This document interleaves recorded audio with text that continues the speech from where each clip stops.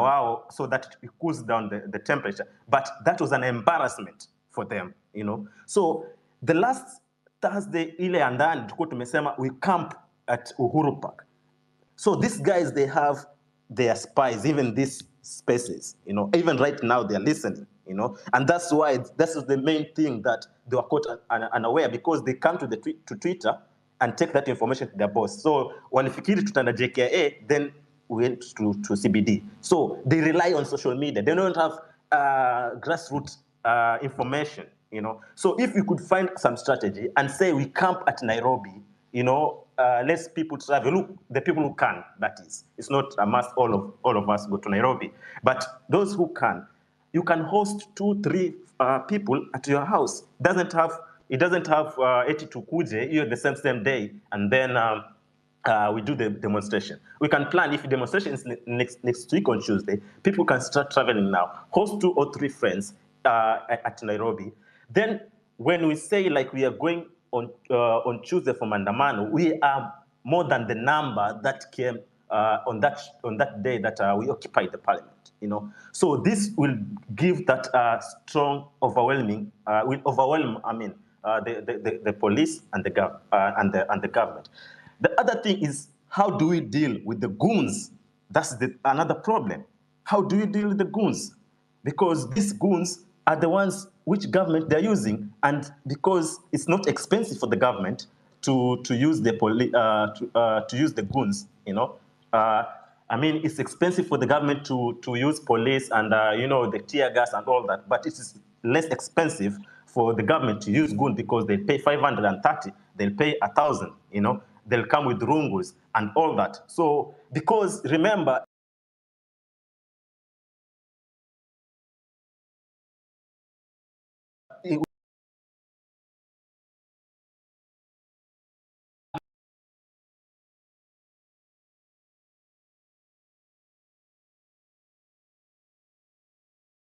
all a month we have been serving the government. The government depends on us as the citizen of the country, because we have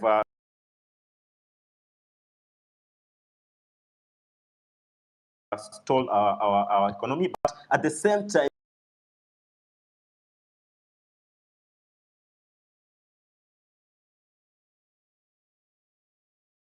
alone, but it pains us because we don't have job, you know, we don't have food on the table, but that also gives us courage.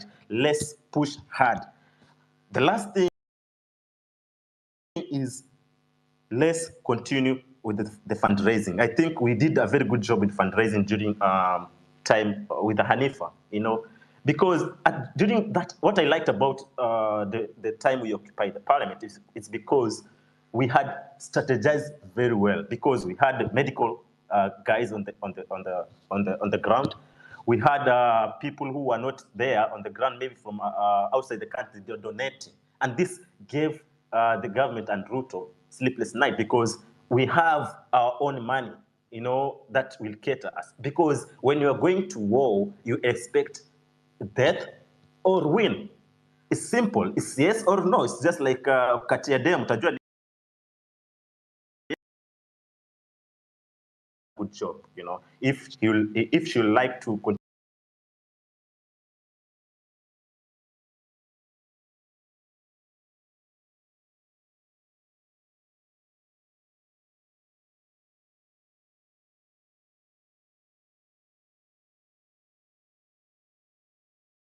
good. If he refuses, then let's find a decentralized place whereby we can raise fund. It doesn't matter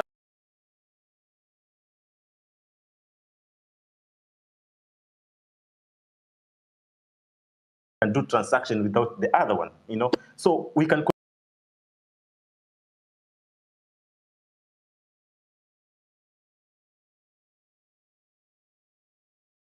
continue raising funds so that these casualties that we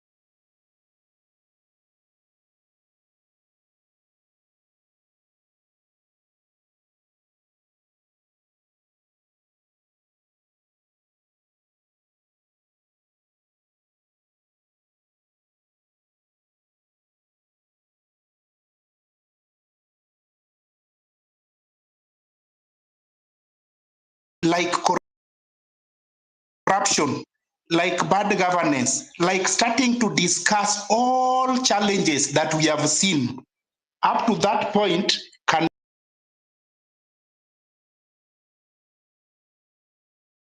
just be also time wasting. What do I, and the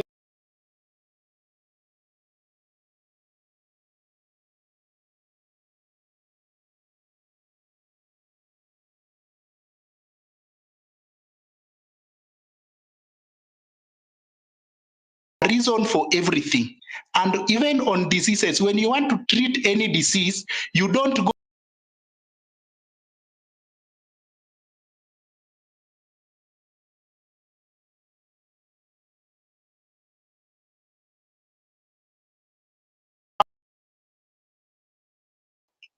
we have capitalism that is embedded in Africa. Number 4, we have religion that was brought just specifically to capture our brains, not to think. Number 5, we have ethnicity and tribal vulcanization. We also have what we call democracy. And we are also subjected to an electoral cycle, including the term limits. This is brought by a constitution which I believe was not African-based. This constitution, we borrowed it from America. That's why we have a presidential system. Well, if we want a total overhaul, it means we must deal with the roots. And I'm really talking passionately because I believe this is an African thing. We are continually being oppressed. We are continually made poor, and we are actually slaves. Neocolonialism is still alive today. Therefore, let us agree that we need a total overhaul.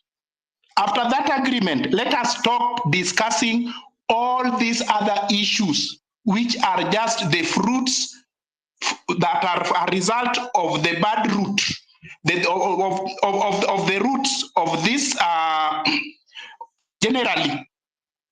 Up to that point, I hope you've got my point. So continuing, I'd like to inform us that we, having the specific topics that we need to talk about, we can consider, if at all we are focusing on political education, so that the majority who have not understood these things that I've just talked about, then we can now be talking of the issues like corruption, trying to explain. But this should not happen on the social media, because I believe everybody that has access to social media and technology, these people are informed and they are here deliberately.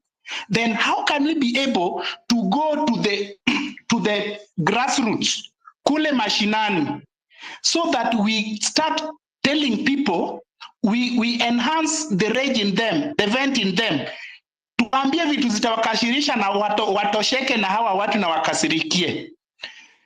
That one is only possible through political education. This political education should be funded.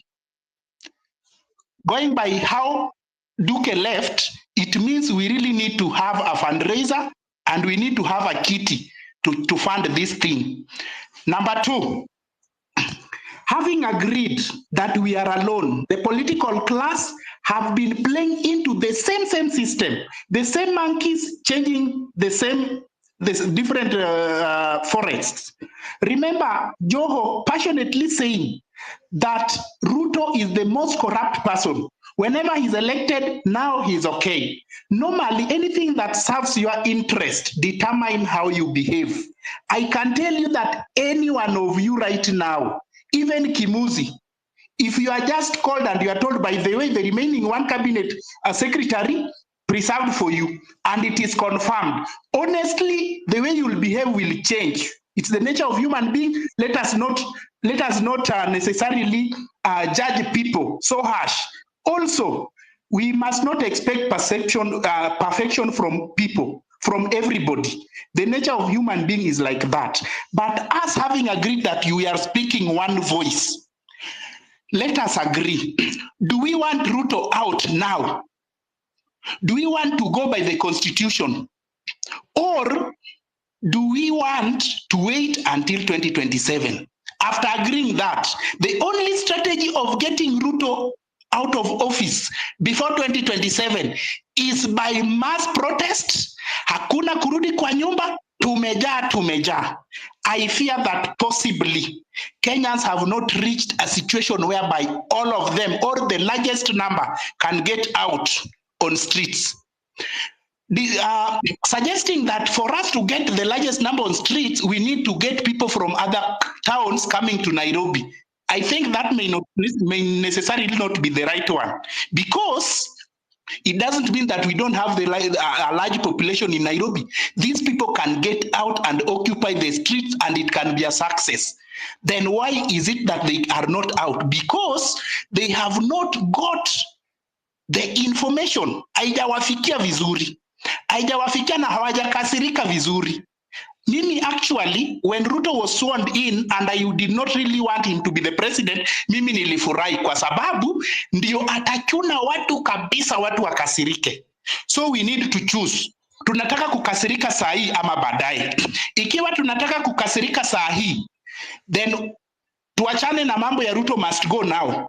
Let us go in political education, ndio to make sure watu wapate information, wakasirike, ikifika 2027 we vote them out. But kama hatutaki kukasirika saa hii, let us get out, tuseme Ruto must go. Possibly we will be defeated. Giving him more time to play the games he's playing, that one can get many people. Watu watakasirika, watatoka tu wenyewe. I'm not necessarily saying that tumpe time. If we are not going to give him time now, then what can we do? Number one, vile Duke amesema, let us set a parallel way of mobilizing funds.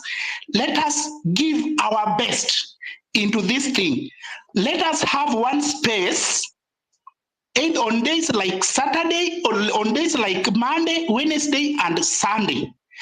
One space that we are just doing political education, we are talking about one subject. The other days, let people do whatever they are doing in their different spaces. Also, let us make sure that, okay, what we already know kindly right now is that the way Raila has just joined, Ruto, they are going to program themselves and plan themselves, and also to lure the masses into supporting them. How can we go? Thomas, kindly wind up. Kindly wind up. Tuko wengi. Thank you so much. I'm winding up. So let me just summarize. Having said all things that I've said, Ruto must go means we must have mass out to go and get him out. And if at all we will stick to constitutionalism, I believe that the constitution was made to protect power. It was made to protect power. And just as the other person said, that if you are going to misbehave, only the poor will find themselves in the courts. If we play the game of the constitution, it's like we are giving ourselves into the hands of the oppressors. When need be, we may really decide not to consider the constitutionalism. We may just decide to face them head on, because we are in a ring. Everybody is trying to survive. Thank you. Asante sana. Who was on the line? We have who's been on the line for yes, check only. Thank you so much to the hosts and the co-hosts. First of all, na suggest if you are for Ruto must go now, you start your speech with #Ruto must go. Ruto must go. So rest in peace to all those heroes who have died, and those who are injured. I wish you a quick recovery. Let's talk about actions, not walking the talk.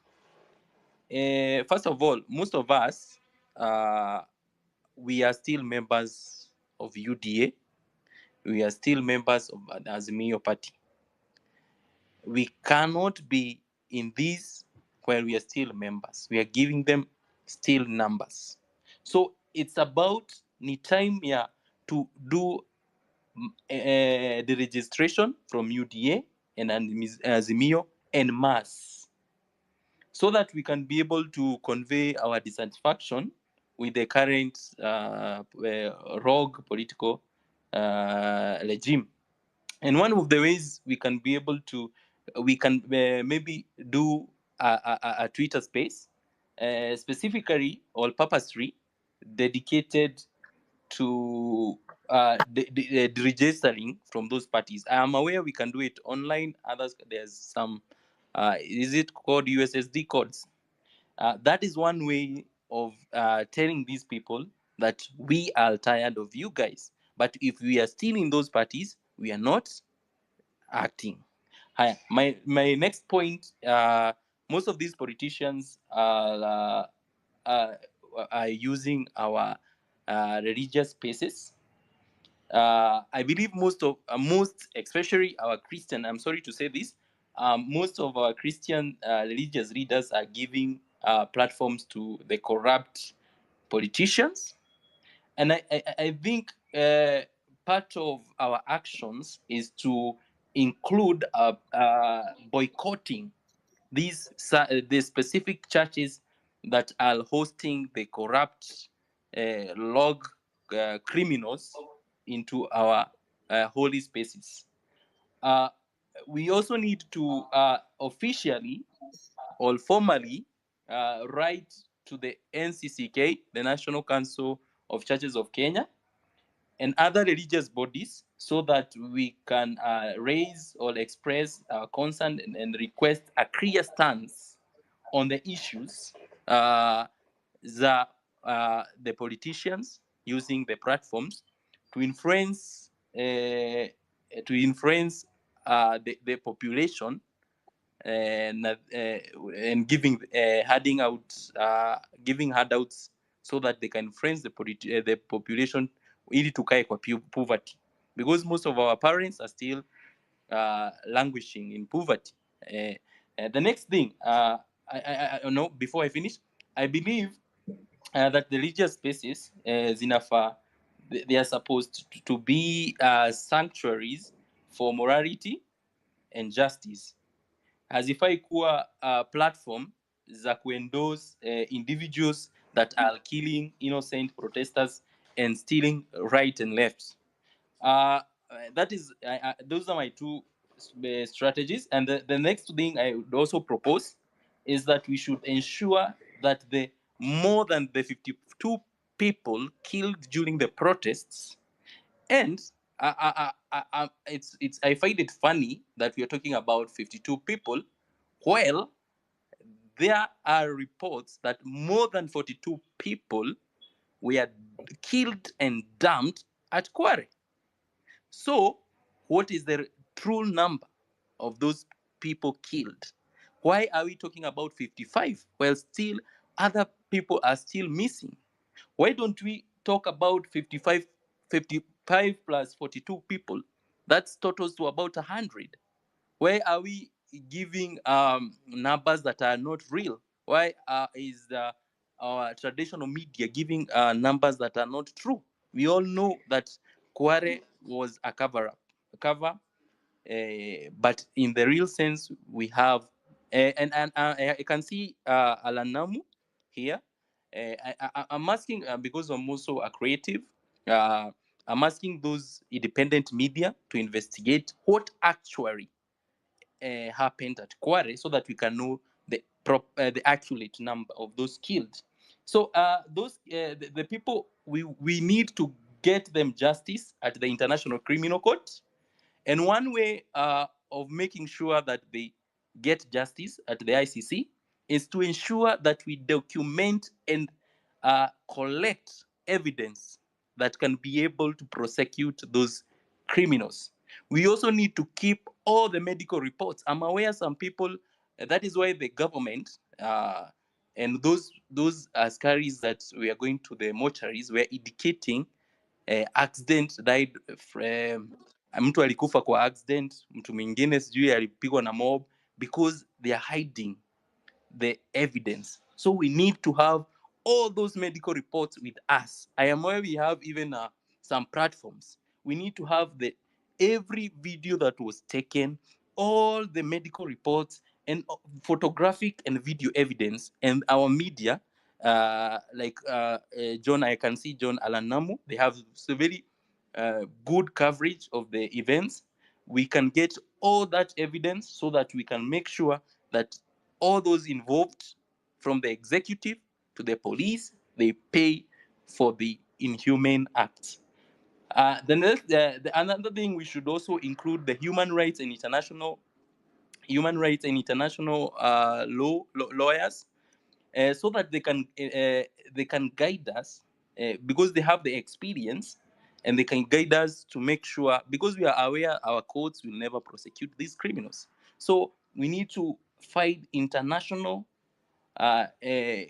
people who have experience in human rights and international law to guide us through the process.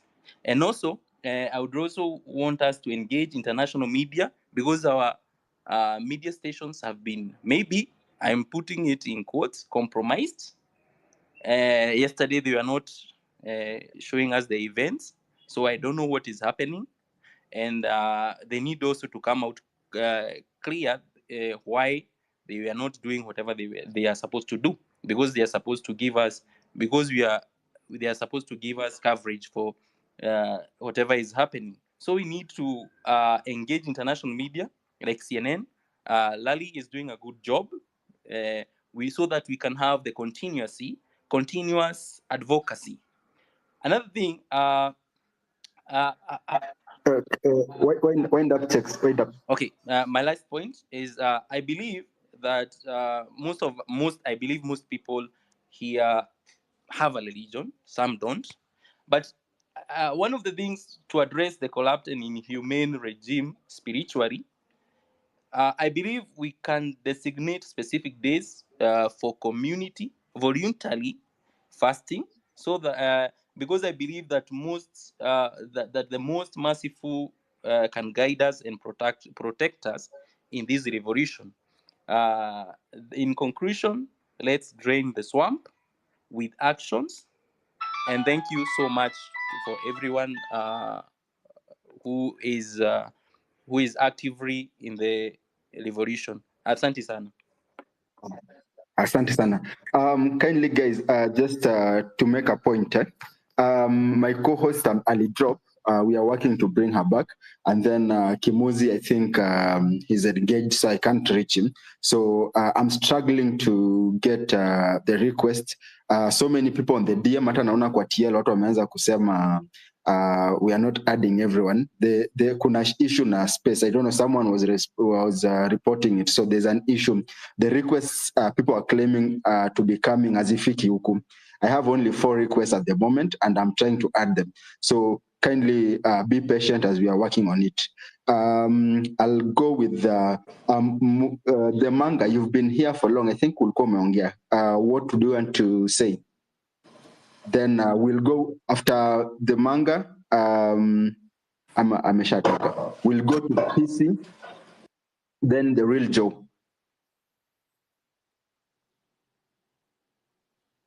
Let's have PC, then the real Joe. Okay, thank you guys. Thank you everyone. Papai. And I just have questions. I also have concern concerning these appointments. The suggestion that the government Ruto has given that should be vetted. And what is the way forward for us, guys? And as we know, winning an election in Africa, not only in Kenya, entails a lot. And we need to get a solution as far as tomorrow, maybe. And my first plea, we need to form a political party. If you people can remember the time Ruto started campaigning, so for Team Azimio was just a catch-up, of which Ruto had already traversed the whole country. What do we mean by this?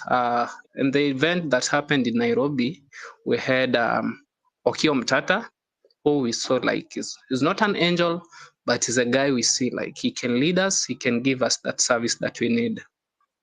And vile nimeona saizi is like Ruto is planning for 2027, is getting his team ready, and Gashaga will come up with the political card.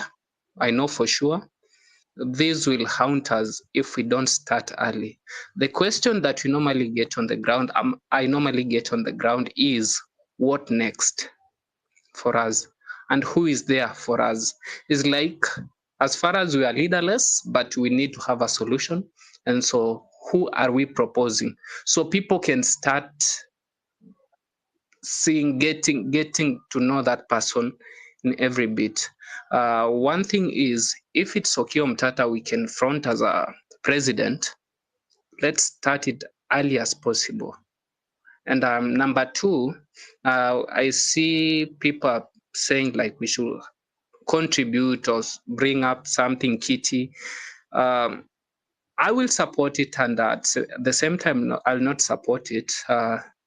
The fact that Hanifa has been so genuine, I may handle our kitty for Mchanga, that does not mean like everyone will be as honest as Hanifa. And kama kuna contribution yoyote that we people need to do is our political party. If it's Okiya Omtatah, we are contributing for the purpose of him to traverse the country.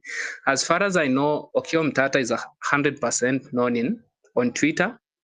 I can tell you maybe 30% known huku ndani ndani. That's what we need to do. Our parents, see us. They need our leading now. They've led us. The leading that have taken all those years, they've seen like they were blind. They are ready for our leadership. And the person that we give out, this is our person. Before tribal cards come in, I know for sure maybe next week or next week, but one will see the likes of Rigathi Gachagua akienda Mount Kenya akisema our people have been secluded, it's our government now, Ruto has brought someone. To some point, those people might think like Rigathi also talking for us. Rigathi will not talk for us. Kalonzo will not talk for us. And when you say an overhaul, it's an overhaul of all these old cronies who have been in government since 1983, since 1992. Ni nini hawajaifanya that they want to do? They've had ministers, ministerial positions, they've had prime ministers, prime cabinet secretaries, whatever. So number three is Hanifa as a kitty. What we need to do, if we can organize one big rally as a Gen Z family, so that we unveil our president, and if I can break that safe and say like, well, let's make maybe we book tickets for everyone who is willing and ready to travel to Nairobi. Maybe we book a place, come on Kasarani, I heard Kasarani is on a maintenance, one of the biggest places. We converge, we unveil our leaders, we have a vigorous work in this country to kiuza sera zetu. That's what people are yearning for. Tumefungua maovu, but hatusemi our end game. Our end game was one, it was we have a referendum where we need to cut those MPs' salary. Number two was to reduce the constituencies. Number three was this power. The constitution as such, you can see, it has given the political class more power. As far as it tells us, power is for us. But you look at the point of maybe theft cases and corruption. It's only on the constitution it's only in Kenya where a politician steals, but six months down the line, 3 years down the line, hajaishikwa. But a person stealing chicken, thief who stole a phone, in 3 months, kesi yake tayari asharushwa kamiti. Those are the things we need to change in our constitution, where we should get a law. The court should do these cases in less than 6 months, we get a verdict. And if someone has any case a person like Waluke, a person like Aisha Juma who shot someone, a person like Didmas Baraza, they have criminal cases, then wanakuwa allowed tena to vote. If someone has any criminal case, either shot or either corruption, these people should not be allowed to hold any seat in this country. Those are the changes that we need in this country, or else we'll be talking, we'll be having these committees. As a matter of fact, energy inaenda ikishuka is not how we started, but we need the solution as far as we are all in this. Let's not Asante sana. tribal cards, please. We need these leaders so that we can beat this tribal card yenye watu wataamka. Watu from Mrima wataamka because tumeshindwa kupeana wa leader. Watasema sasa mmeshindwa ni nani Rigathi? You know, when someone gets out of the government anze kulalamika huku kando, people see him as a savior. But he has stolen, anakuja sasa kupeana huku. That's what Ruto did.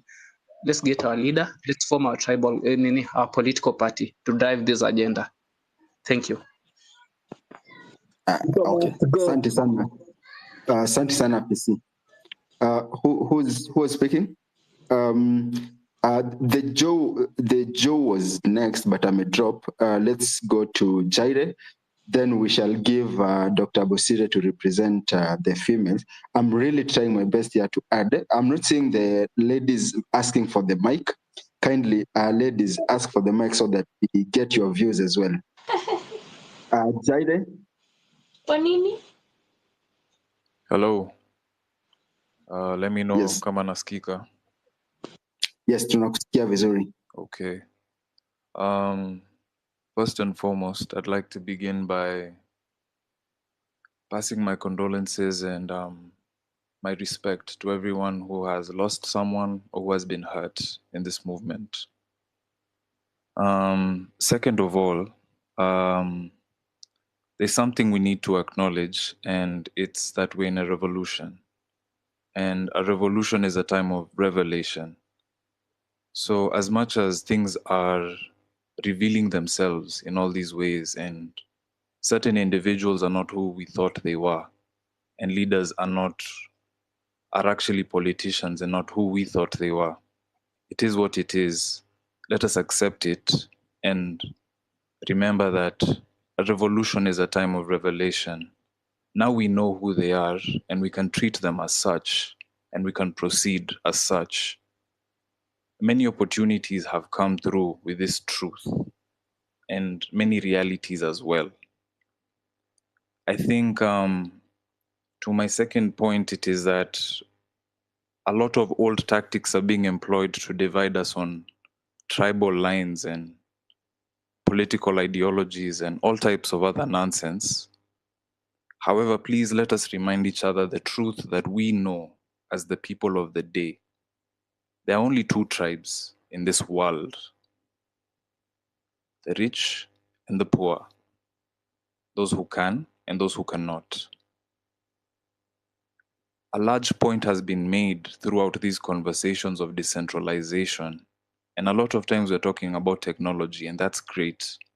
I think, in fact, that's the future of governance, where we are all empowered as citizens to actively participate in the making of decisions and policies and how things actually go. It can't be YouTube wanaweza niuliza ka the ads are nice, but my local MP can't ask me what's more important, a new road or a new school, so that tusonge tu na kenye iko haraka haraka. That's wild to me. So decentralization, not only in terms of technology and policy making, but also we need to look at decentralization in terms of wealth.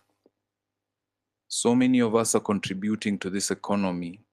So many of us are the heirs of great wealth that we will never see or realize. On a communal level, not even on an individual level. It's how many schools has Sugar built in Mumias? You know, we hear about all of these resources coming from all of these places, but what is there to show for it? We are looking to these individuals, and I'd like to come to that point. First of all, I'm so sorry. I should have started the way we were instructed earlier by one of our peers with the hashtag Ruto must go now. However, the truth is, huyu msee sio the problem. Let us not glorify him too much. He is just an heir to a legacy that is ending with us. The truth is, this guy grew up wanting to be like Moi. He's from that school of thought, Yondo Brotherhood Yao. And the guy before him is the son who Moi used to look up to. And the guy before that guy was their accountant. So let us address these things like from the root, venye Tomboya alikuwa anasema. A lot of these systems are not ours. Jumze was put into power by white people who I believe were not trying to see us prosper as a nation, but fall into line with a larger plan. A global agenda is taking place, and we've been able to see previews of our place in it with all of this IMF nonsense. Na big up kwa wananchi wote wenye wana occupy IMF offices majuu. Because they are now bringing the bigger picture into focus for all of us. So as we go through this and we continue to educate each other, let us pay attention to the big picture. Within that point, I'd like to point out that we're living in an era in a world of capitalism. So we must consolidate and understand the ground according to that reality. The larger picture, do we want to reset that thing? Because it was made up by people just like us and people who had an idea that not perhaps like us. So we need to see what's really going on there. But while we're playing that game, let us consolidate our resources and point them with accuracy according to what we want to achieve. Decentralization once again, and let us rely on the integrity of the people who have shown it and have systems to fall back on if people prove to have weaknesses that we can't see. Moving on to my my third point, I'd like to point to the reality of what's going on in terms of where we are. We are being provoked right now. We need to understand that. Na kwa hiyo point ya provocation, lazima niongee na polisi wa kwanza. You see, my dad was a cop once upon a time. Na kuna reason hakulast kwa hiyo profession and he didn't see through the whole trajectory. It's hard for an honest person to exist in a system that relies on dishonesty to thrive. So lazima niseme kwa polisi wenye tumepata nao kwa street, wenye wako hapa kwa space, mnatumika vibaya. Mnatumika vibaya and you're making the people among you with honor, even them. You're shaking their faith in the system. And we will separate ourselves from you, but it is painful to do so because you are meant to be our guardians. Initially, this system is supposed to protect the property and the people who own property. However, the larger populace is the people, and those enforcers come from the people. So I ask the police, remember, you are us. Ama muendele kujichapa hapo na matia gas, mkule ma hotbox, the system will move and will move with those among you who show honor and valor. But at the moment, mnatuangusha mbaya sana. We are being provoked to turn violent.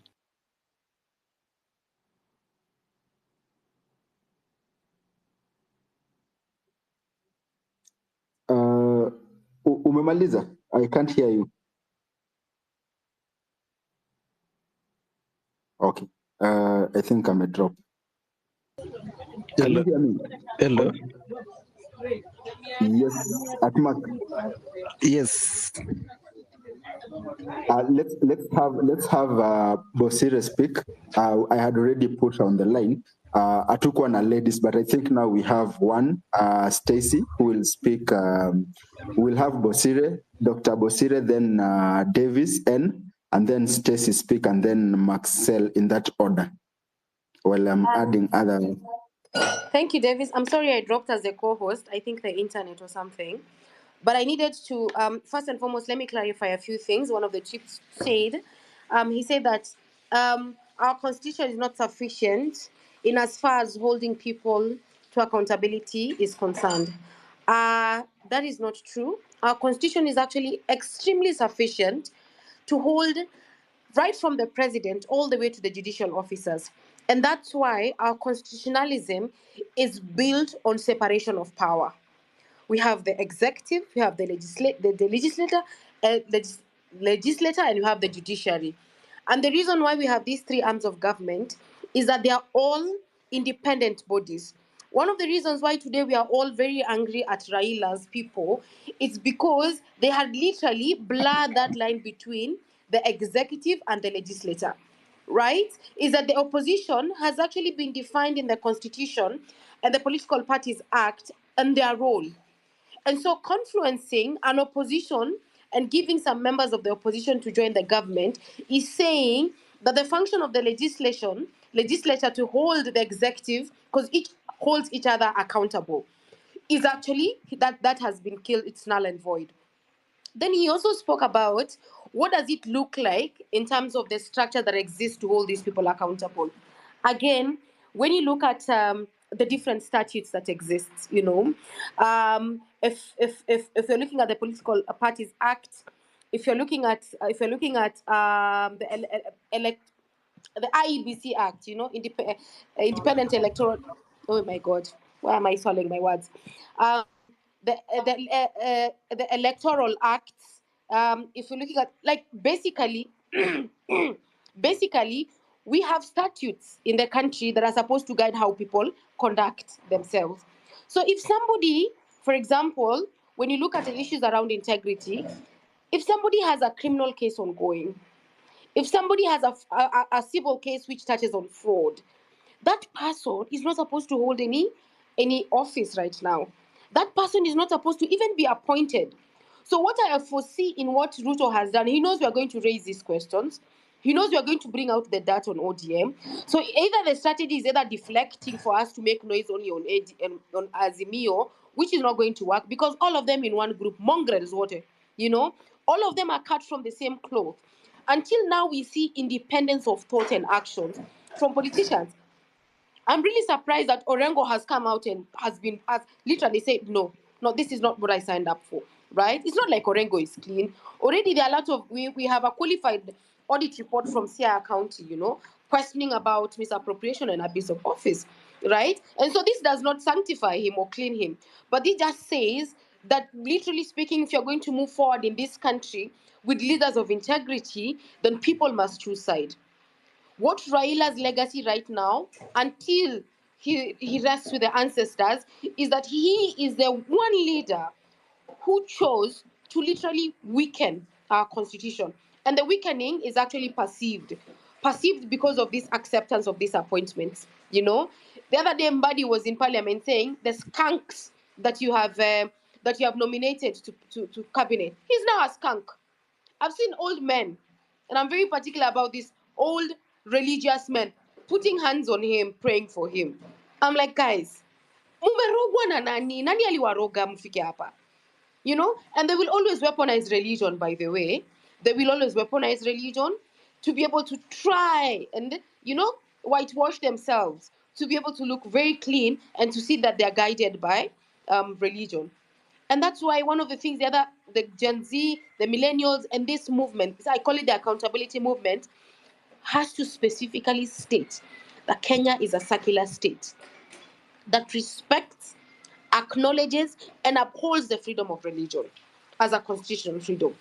But it is not a state where people will put budgetary allocations for the first lady and the second lady. No. Or the office of the cabinet secretary. No. This is not a state. It's a state that will uphold the rule of law. I wanted to clear that out. Back to you, Davis. All right, thank you. At Davis. Yo, guys, thank you very much, Davis, also for giving me this opportunity. We have to start with the hashtag Ruto must go. And I also want to thank Dr. Bosira, for a very beautiful submission today. Actually, I've been listening to you since the space started, and I'd like to say that what we are doing a great justice to our country. Let everyone know what we stand for. I can just give an example, like for today, I did finish my work early, and my boss actually came to my office, and he did so me listening to the space. So he said, you also listen to space? I told him, you see, we have to represent you guys because, you are baby boomers. So we have actually to represent the nation and actually give out our grievances. Now, I'm just going to talk about so many other things. And I'm going to be very short and precise, and also give other colleagues the mic so that they can be able to also give out their take on this, what's happening to our nation. First of all, we have to understand what is our purpose, what is the reason as to why we are doing this democratic expression. Why are we doing these protests? This is a very good platform, because for us citizens, we need to express our opinions, our grievances, and demands. Actually, they are a very essential and democratic engagement, and it makes us to allow us to hold our leaders into accountable. So if we do not do these demonstrations, actually, I'm telling you that we are seeing our country going into a ditch, and that's why we are not going to allow that to happen. And I think that we also need to understand that we need to have what we call the social change. That's why we have this protest. We need to have this social change. The process can highlight so many other things. We have the issues that have been happening here and there, injustices, prompting the government and such to address them. We've been having historical injustices around us, but nothing has been done. So this is a trigger for us as young people that we need to check our country. In fact, let me tell you that I was very much mad that the Raila Mzee did join the Ruto fraternity. Me and my family, I remember sometimes back, I had to quarrel with my madam because she never went to vote. So I asked her, why did you not vote? Because one vote counts. I had to call my brothers in other places to enable them to wake up very in the morning to and vote. But now what's happening? The same Baba is the one that is making us feel like we did a very bogus job. Today, I denounce him. I called my wife in the morning and I told her that now you are right why you did not vote for Mzee. Because he's the one actually who is making these silly mistakes. I can just call it silly mistakes. I had the opportunity to talk to Mbadi the other day at Ole Sereni, and I told him that you Mr. Mbadi, go and tell Mr. Nyamoko, because Nyamoko comes from Nyamira County, that's North Mugrango, that he needs to come home and make the roads. Go and tell him that whenever we see him around, we are going to take his neck off. That is the last thing I told Mbadi, because they were having some conferences or meetings at Ole Sereni. I think maybe that's where they normally sit and make all these very stupid decisions. So we are not going to relent. So what we've started, tafadhali mtu asikuje kusema like, what is next? Madam Dr. Bosira said categorically that let us clean the house first. If we start early, we will die early. Let them know that we are there. Let them know that we are there. Let us be invisible. Let us be ghost, so that when we make our moves, okay, let them know our moves. I know we have the NIC here, we have the DCI here. We don't care. The other day, actually, I was seeing some two Land Rovers around my place, so I took time to look at them from a distance. So I had to go at the top where I stay. So I just stayed there for some time, but I came to realize that there were some guys who are doing some mapping around to put some business around. So whenever we talk on space, we have to be very vigilant also who is following us, okay? Who is following us, because these guys are all over. They are here listening. The other day, I told you guys that my uncle is one of those guys, the police guys, and then he was like, you guys, you have to be very careful. The government, you cannot defeat the government. No. Who is the government? We are the people. The people is the government. We have given them the mandate to work for us. We are their employers. They are our employees. So whenever we take them into accountable to whatever they do, they have to listen to us. So this thing of saying like, oh, what is the next? No, let's clean our house first. Let us talk. Let us give them sleepless nights.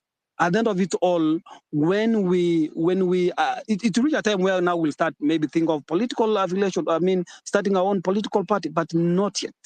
Let us first say that let us give them sleepless nights. Let us. One of the friends said that we will plan on the fine days and meet.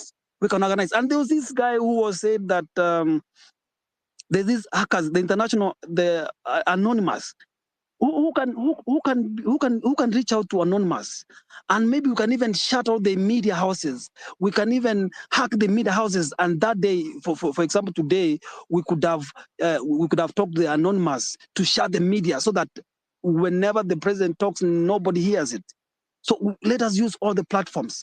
Let us use the hackers. Let us use doctors. There's someone who said about cyanide. You know, cyanide is a very bad chemical. You know, we don't want to go there, but we can use other mechanisms to make sure that we are there. Let them be scared. But even Badi, the Wadoi, and the other guys from ODM, we are done with them. Me from today, I'm partyless. I'm not going to be an ODM member. My wife, I told her it's good she never voted. My brothers know that Baba, we are done with him. So guys, let us continue. Let us push. And I know this is our country. We are not going anywhere. This is our country. I know. Once we keep on pushing, once we keep on moving forward, I know one of the fine days we are going to make sure that our country is on a very good hands, and we are going to be accountable for our country. It's us and it's our time, and let everybody watch our step. Thank you very much. Let me drop. Asante sana. Let's have Stacy, then Maxel, and then Michelle and Tomaso in that order. Stacy, Maxel, Michelle, and Tomaso. Hi, everyone. Am I audible? Yes, you are. Okay, so I'd first like to say that the sponsor of anarchy in this country is Arap Mashamba and his government.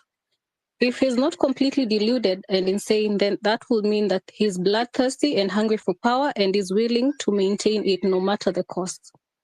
Now, with that out of the way, I would like to go to today's topic. It's now very evident that we're up against more than one person. We're up against a whole system that is rooted in plundering without any pushback.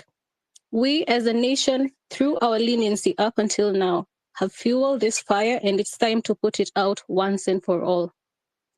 Now, the billion-dollar question is, how do we achieve that? It's not by lobbying or having dialogue, because as you've seen, there is little regard for the rule of law by the political class. If they respected the rule of law, then they wouldn't go ahead and attack and maim people in their homes at night, drag men from their homes, take people's kids out of their beds. I honestly lack words for this government. The way forward is to borrow a leaf from Bangladesh. We have to go all out, have a full-blown out protest, bigger and better than what we experienced on the 25th. We can't do the same thing daily and expect different results. Tujikaze kamba sasa. I propose a whole week of protests, no going home, no retreat, and no surrender. Young people, millennials, and Gen Zs, let's get everyone to Nairobi from everywhere in Kenya, starting from this moment. And earlier on, I'd heard this person saying that, why do we have to get people from our country? Why do I have to go to Webuye? Why do we have to go to Mombasa? Why do we have to go to Shimba Hills? And the answer is quite simple. The people in Nairobi right now, not many people can get on Twitter Space. Let's be clear on that. And what we witnessed on 25th is, I think there was much more public uproar because of the finance bill. We had celebrities amplifying it. We had media stations amplifying it, which has stopped right now. Yesterday, we saw what the media did. They weren't covering it. The celebrities have gone back to business as usual. The influencers too, some were paid not to amplify what's going on. And so right now, we need to be as vigorous as the political class. They're outsourcing goons, and we also need to outsource people. We're not going to pay anyone because that's not, we honestly don't even have half of them or half of the funds that these people have in the political class. So what we can do is get like-minded youth. I know there's like-minded youth in Migori, in Garissa, everywhere in this country. If that is doable, then we can go forth. Another thing that I'd like to touch on is I've had quite a bit talk on us creating a political party. I honestly don't think this is the time for that. And I've also had somebody talking about rallies and Okia Mtata, which is, sorry to laugh, but it's quite comical because who would attend these rallies? How safe will these people be? I mean, we have people being taken out of their beds at night. Who will willingly attend these rallies? I think the motion right now should be for us to get these people out of power. Then from there, we can discuss, have a national discussion on the way forward. Thank you. Thank you, Stacy. Your story fronting in a political party. I also had the same views at the beginning, but from the submissions Zimekam, I'm starting to be convinced it's becoming a bad idea. However, we take in all inputs, alafu based on how they are supported, will forge forward. Even history rally, the same idea is just fronted. Is what I was thinking. It could be very dangerous to put people on the streets in the form of a rally. Alafu, as you've seen, these people can, and then now we have the entire government and opposition on one side. They will do anything to sabotage such meetings. Ata ile music concert we had, it's just that because I don't think we had gone this deep. But right now, if you try to pull such thing, the government, I'm not saying that we don't pull them. It would be so good to have such a music concert where we have everyone coming and the musicians nama celebs wanakuja, but they would do anything to sabotage such meetings. So well. Noted for the guy who made those contributions. But wait, just a bit. I have something else to add. Yes, in a minute. Okay. There is no way that an honest and just organization, or rather a political party, will survive this corrupted system. That idea will be dead on arrival. Ata say jokes. It's not even a joke. That idea is dead on arrival. What we need to do before we even get to having political parties, putting new people in power, we need to take the rug off the feet of the government right now. We need to strike them hard. And the way to do that is to have a week-long protest. That's my thought on this matter. We need to have a week-long protest, no going home, no relenting, and no going back on our words. Just a strong week-long protest, and I think that's going to destabilize everything that they think is stable up until this moment. Yeah. Thank you. Maxtel, then Michelle, in that order.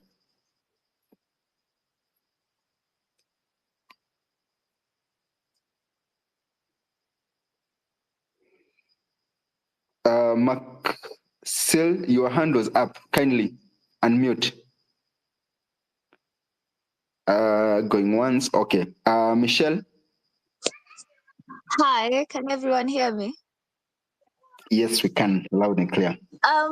What I want to say, nobody, like, si kila mtu ako hapa kwa X-Space, but everyone ako kwa church. The point of occupying churches is that the message ifike everyone, even our parents. Most of them ako kwa church, and they'll understand. If every Sunday youth moja simame and I explain here our watoto kwa hiyo kanisa, it's not about the tribe, it's not about the coup because the government is saying it's about a coup. No, it's about us fighting for our rights. Kama the point of occupying the churches, it's a very good idea. Juu watu wote wanaenda kanisa, hata hao watu wana Ruto, he's using the church as his platform, so we can play his game not by picking guns and going and shoot police. We can do his game by occupying those churches, the same churches. Anatuambia atajenga the churches.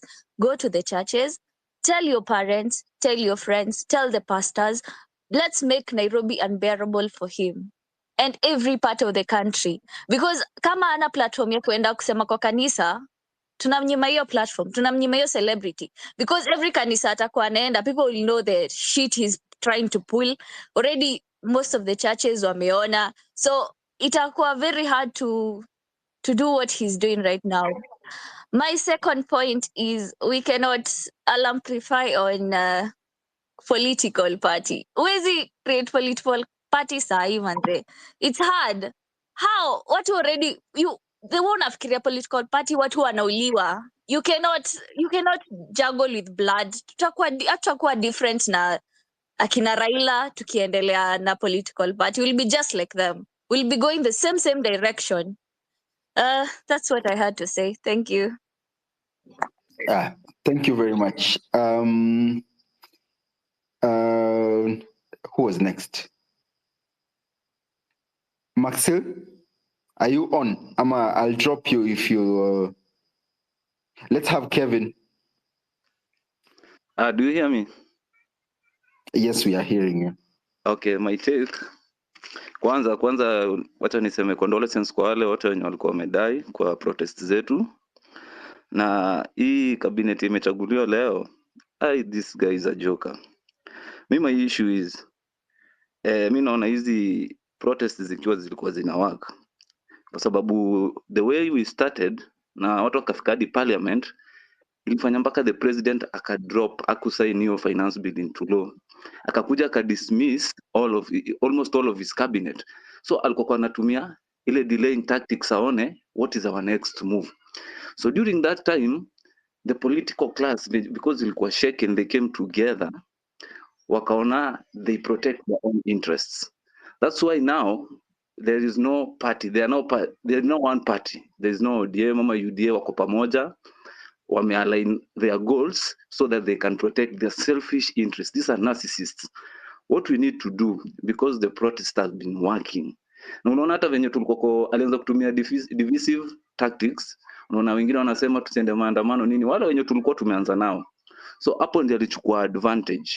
Akaona atuingize uoga, akaona venye kama hii ya jana watu wengi hawakutokea, tuseme tu kweli. Lakini tukiwa tumetokea kwa wingi, they fear and we gain our power. Tukitulia wanatuingiza fear, wanapata power yao. So my main point is we should not relent. Naweza sema hii kitu venye imesemekana hapo, the woman speaker alikuwa before me amesema like 1 week long. Mimi hata naweza sema hata si hata 1 week, hata kama ni 1 month long. We protest, we come out in our large numbers to make hii kitu yani waone it is serious, because tukikame out in numbers wanakuwa shaken. That is the power we have according to our constitution article 1. The power yetu tunaweza delegate ama tu exercise on ourselves. Tukiwa tumeichukua ni yetu, tuna exercise, we the people wanafeel threat ya sisi kurule as a nation, as a people. Mimi mambo ya party, I'm not for that at the moment, because tukisema mambo ya party, the political class wako na advantage because ni wajuaji kwa mambo ya politics kutuliko as of now. Mambo ya party na nini na wako in power, so watatumia hizo ma authorities zenye ziko hapo, political parties what, because tunajua ni cronies wa the president, the former prime minister. That's why wamejieka pamoja. So sisi pia tushikane pamoja, protest zetu zikuwe ni Kenya wide, tunatokea Monday to Monday, watatusikia. Na venye tu Martin Luther King alisema, freedom is not given freely by the oppressor, but it must be demanded by the oppressed. That is the best and sure bet yenye tutaweza pigana na hao watu through katiba, because tuna exercise our right. We have a right to picket and demonstrate. Mi naona tu hiyo ndio kitu tunaweza fanya, na mambo ya party sahii bado tusiweke tuna kina Mtata nini. Hatutaki mtu mwenye ako huko kwa parliament, tunataka sisi wenyewe the people we fight for ourselves na tusikizwe. That's my take. Thank you.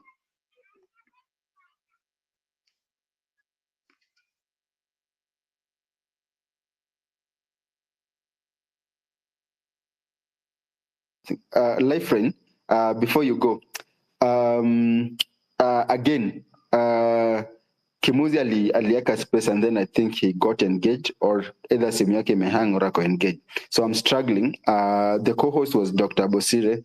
Aka left. Now I can't leave to come back. The requests zenye zinakam moja moja, and I'm trying to add them as they come. I think ni side yangu ina hang, and I can't drop to return back because Kimuzi is not on. So kindly bear with it. I'm trying my best to add when you wanna request. Kuna watu wana complain they have requested. I'm not seeing them. Not that I'm refusing to add anyone. Actually, I'm even at times na run out of people to add as speakers because in a hang. So I'm not seeing your request. If you are claiming that you've requested since 4, I'm not seeing them. It's not that I'm refusing. Go ahead, Lifeline. Okay, hi, you guys can hear me? Yes. Okay, mine is, I actually agree with most of you, and what is happening is actually tragic, a low down dirty shame, because clearly we are dealing with a very shameless individual, full of pride, ego, I don't know what to call it, and it's so sad because people have died. Why? For what? So that Azimio can gain. They're scavenging. They're scavenging what they did not work for, because these same people were yelling the badness of this man a few days ago. Now he's a saint. So clearly we see that the political class are one, and there's something very wrong in parliament, that even the same people go there and become something like possessed. So mine is to say, what going forward, what needs to be done? Is it Ruto goes now, or is it when? Because I think now it's a matter of when. Because now it's either accelerate or stop, because people can't keep dying. There's a problem. We first have to admit there's a big, big problem, which we have to counter. I feel like in Kenya, I think he really spoke on what is going on, and I felt his pain, because that's what we are feeling, much as we may not voice it. But it's tragic that people are being shot while they have flags, they have water. Yet yesterday we saw Ndudi goons, because those are goons, perambulating the whole city with no consequences, passing cops, and they're there acting like they're blind. But when peaceful protesters are going here and there, it's a problem. They tear gas them, they beat them, they bar them juju to put them in their lorries like they're thugs, while the real thugs were let to go free, even when supermarkets were being looted. So how do we counter this? And I always say, if you study people like our president, you can't beat him at the game unless you think like him. He's those kind of people. To beat him, you have to play the game his way. So how does that work? What do we do? Because it can be every single day. People are dying. And I also agree with the guy who said human nature, interest will win. People can be bought. And it is true. We've seen it on the timeline. We've seen celebrities, interests. Interests are what? We are in the interest stage. So what do we do to counter this? Because it can't be psych for like this. Then people are being picked off one by one because their interests are met. And it's one thing for your interests to be met, then you start playing double agent. Please, if your interests have been met, shut up completely, fall off. Don't be goading people, yet you're sitting pretty somewhere. Just shut up and keep off the whole movement. You've done your deed, keep moving. Because that blood money is never good. And also to speak on moving forward, I think people just need one voice and a plan. I know it may not be 100, but there's a way people can just say, this is it, and let's go. Because also the on-off is not working. Clearly it's not. Because now it's become like the norm or a pastime. So how do you get taken seriously? I think that is it. Sawa. Davis, can I speak? Sorry, I didn't put my hand up. Who's that? Bosire. Yeah, Bose, I was trying to chat you. Oh, sorry. Kindly, guys, I'm going to request you that Dr. Bosire create a space, alafu to join Nuko, because this issue is persisting. I can't add people, and I'm the only co-host. Na host amepata shughuli. So kindly, Bosire, if that's fine with you, That's fine. create a space and then we join there. Itahang na I'm getting people with all sorts of cries ati nimekata kuwa add. 1 minute. Yeah, kindly. Let's join the other space alafu we continue with the conversation.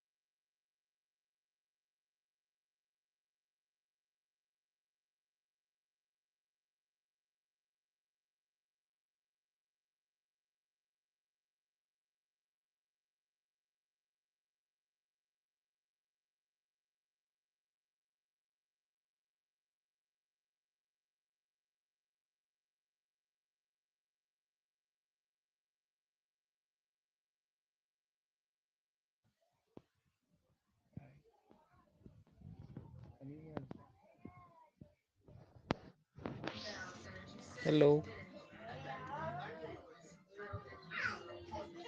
Hello.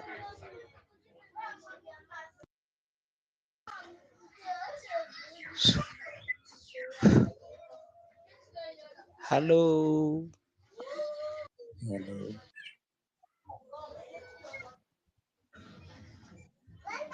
Hello. Hello.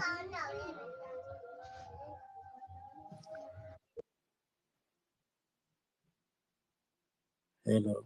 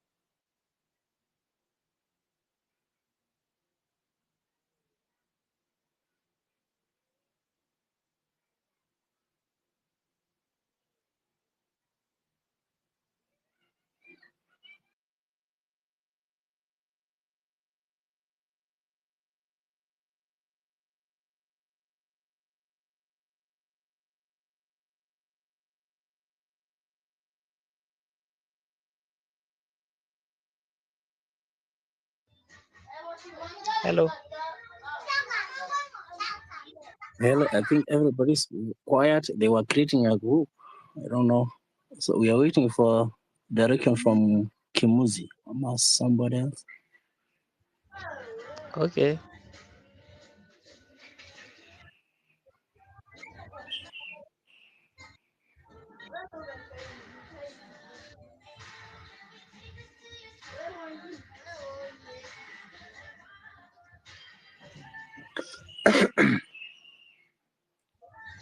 So we must leave this group then. It's like we must leave the group. I'm not very sure, but we are waiting for the direction from the co-host who was giving direction.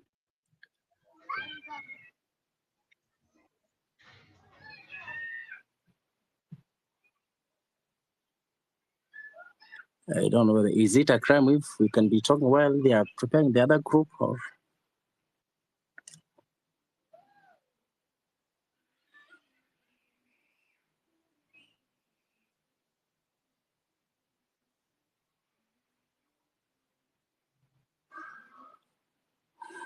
good. Let me talk. Meanwhile, as they are preparing the other group, let me talk. I'll be very short. Hope everybody is listening. For me, I think our nation needs a revolution, needs a change, needs a new leadership that is committed to listen to the citizens of this country. Because as we speak, or as I speak, even from the list of the cabinet secretaries, I don't see whether the president listened to the Mwananchi or to the Gen Z and the other citizens. So it means that we may not expect a different thing in the future, because it's the same person and there's the same people. So I'm saying that for me, I think I believe in God, and I think that in everything God can hear the cry of people. And even as we are in this social media, wherever we are, crying and seeing how our people, our aunties, our uncles, our children are being tormented, our cousins, our brothers and sisters, we are crying. And I know God is watching and is listening. But now we need to act. And to act, it means we have to be determined to bring a revolution outside the political class, which is in this country. For example, you cannot tell me that somebody who has been there in government since 1980s up to now is a leader. What kind of change, what kind of time does he want to bring change in this country if up to now for these 20 or 30 years he has not brought any change? So it means that we need to change our perception and the way we look at things. We need to have new leaders, people who are willing, who have the hearts of people in this country in their hearts. People are willing to be committed to serve people. People who are clean, who have not been mentioned in corruption cases. People who are new in this endeavor. Otherwise, if we'll be doing recycling and say, I think this one is better, this one is better, I think we'll not achieve our goal. And there's somebody who talked about fasting and praying. In fact, we need to do a lot of fasting and praying. Wherever you are, even in your house, pray to God. He listens and he hears. He'll change things the way we don't even believe. And we let us not to lose hope or lose direction or focus. Let us know what we want first. Because others are saying Ruto must go. Others are saying we need to see him 2027. So we are not even sure what we need. If we need Ruto to go, then let us put in place mechanisms to make him go. And if we need him to get out of power 2027, let us now begin to prepare. But the key thing I think we have to do is committing ourselves to God first. Then the next thing is taking action. If it is mass action, we need to intensify. Let us do it. Let people come out in numbers and let us protest peacefully. And I know from there we should have taken the powers that they have, because it is our constitutional right. And by doing so, I think we'll change this country. And another thing I want to say is that sometimes we misuse God, because the clergy said, I'm sorry to say that, the clergy say that God has chosen Ruto and everything. And the church members believed and they voted him. But I don't think whether God can choose such an arrogant person. So it means sometimes the church is misusing God, is misusing the name of God. So I think we can be able to talk. I know we go to various churches. Let us talk to our clergy, let us talk to our pastors, so that they can seek the will of God and the guidance of God over this issue and over this nation. That is my submission for now. Thank you. God bless you.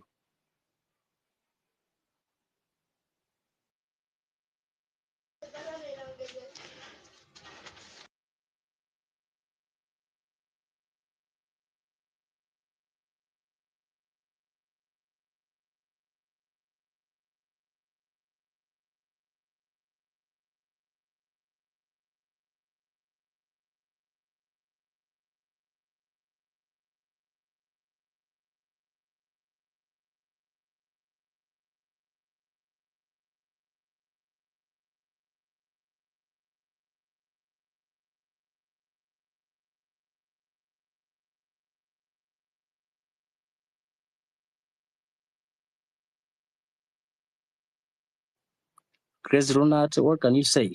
I see you're a speaker. I don't know, maybe you can speak something.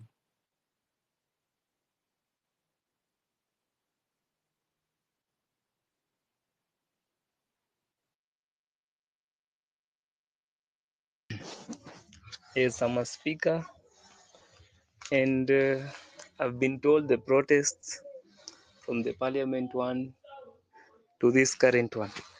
Yesterday, we were almost killed by the OCS. I think he was from Central. We had marched from CBD to Mombasa Road. So when we reached Nyayo Stadium, that's when all hell broke loose.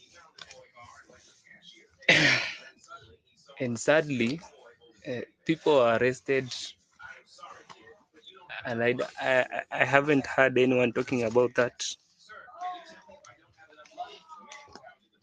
Pia mi karibu nishikwe, but I'm a youth. I used my sprinting to go past the police, but we were marked and we were not allowed to go back to CBD.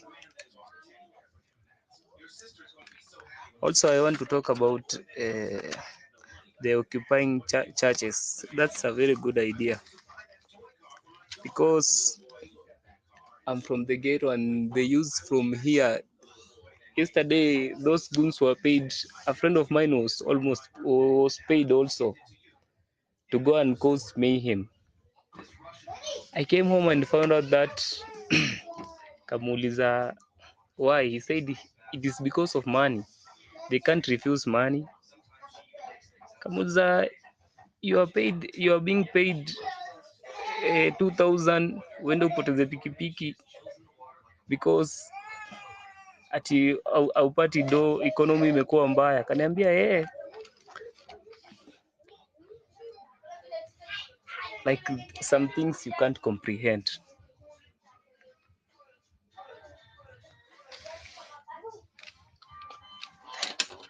Huku ghetto polisi, yani the police wamekuwa ego yao imepanda juu. They start from the ghetto. They shoot to kill orders zinaanziaga huku kwa ghetto, na zilianza time ya Kibaki wenye alipeana ile shoot to kill. Watu wakakubaliana kwa mkiona mwizi mnaua nini.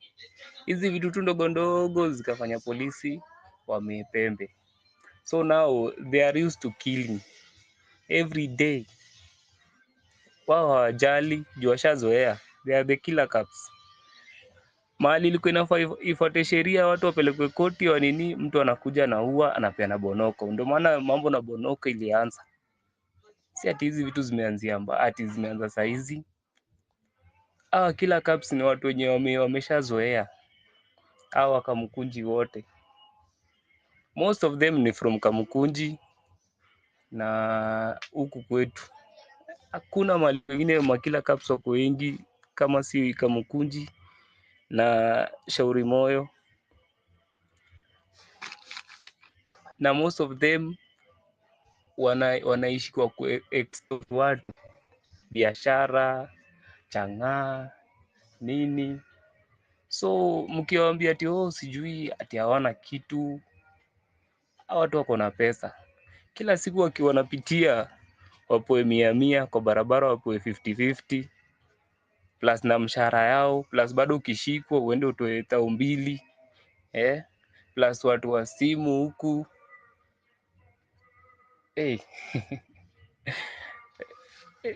Polisi wako na pesa ya corruption, ndio maana tunafaa tumalize corruption. Corruption ndio the bigger issue here.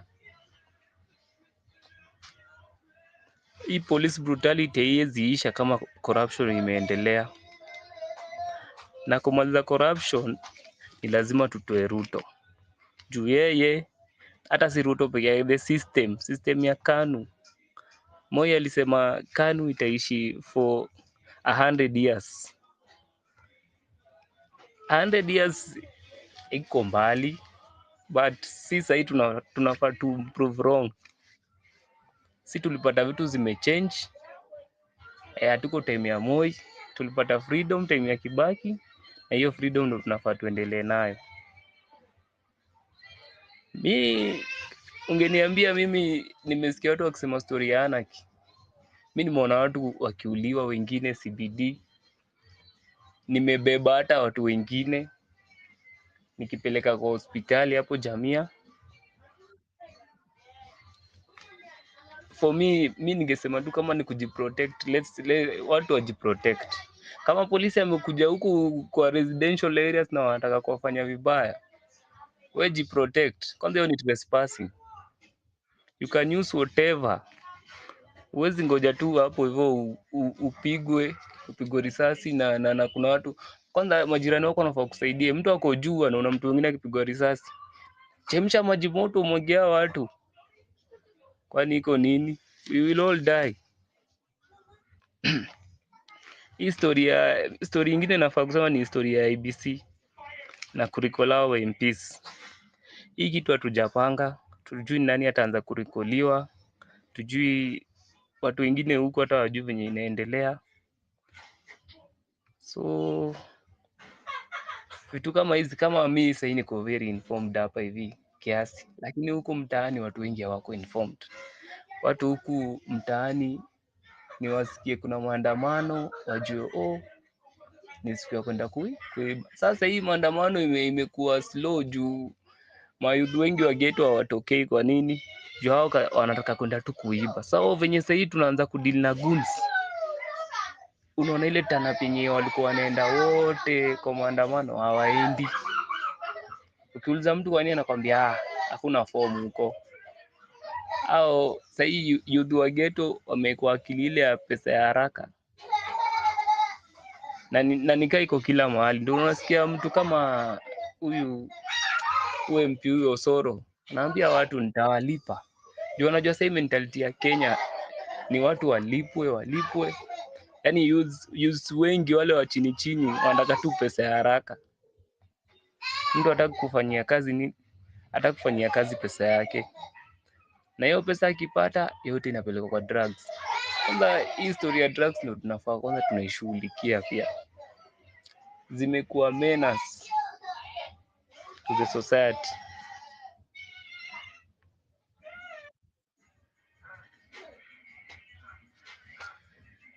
Mimi naona our last result ni hiyo anarchy. Our last. Sasa hii tujaribu kuoccupy hizo churches, tufanye civic education kila mahali. Tutafute fair to occupy mali to occupy. Hiyo sittings sioni ikiwezekana. Jua watu hata kama mnakoga mmesimama hivi wanatupa tu tear gas. Pap. Zile tear gas zingine ni ya kulipuka. utakuwa umekaa chini ikulipue tena, ikuwe tena ni story ingine mingi.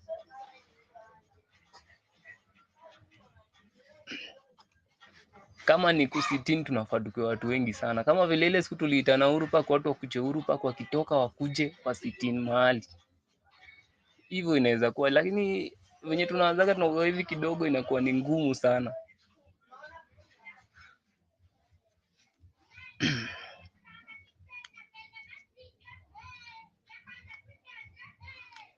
Jana pia tulicreate diversion mzuri sana ya JKIA, tukatokea City Hall. I think tunafaga kwa tunafanya vitu kama hizo, tunawaambia tunaenda mahali fulani, tunatokea mahali ingine. Na pia tunafaa tuna form groups za maandamano, mtu mmoja anakuwa kwa hii group moja na kwa hii group ingine. So huyu hizi group tuna huku tunatoa, tuna relay message na huku tuna relay message. So mtu mmoja ndo atakuwa ni mwenye ana relay message kwa group zingine, na kwa hiyo group nyingine kuna mtu mwingine ana relay message kwa group nyingine. So huku kwa Twitter tunasema tunaenda mahali fulani, lakini kwa WhatsApp kuna mtu mwenye tuna relay message mahali tutaenda mahali kwingine mahali fulani, ndio tutoa watu off guard. Juu this past maandamano tumekuwa tukipatikana off guard. Unapata uko tao, ukienda huku lori ya polisi, ukienda huku lori ya polisi, ukienda huku kando lori ya polisi, hakuna mahali unaweza enda. So we need diversions, na tukiwa na diversions ndio tunaweza pata watu wakiwa wengi.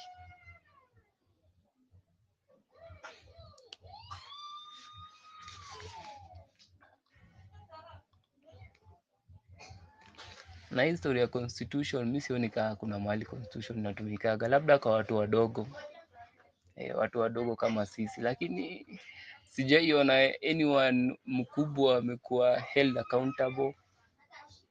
Mimi sijaiona, hata sijui time ya nane sijaiona.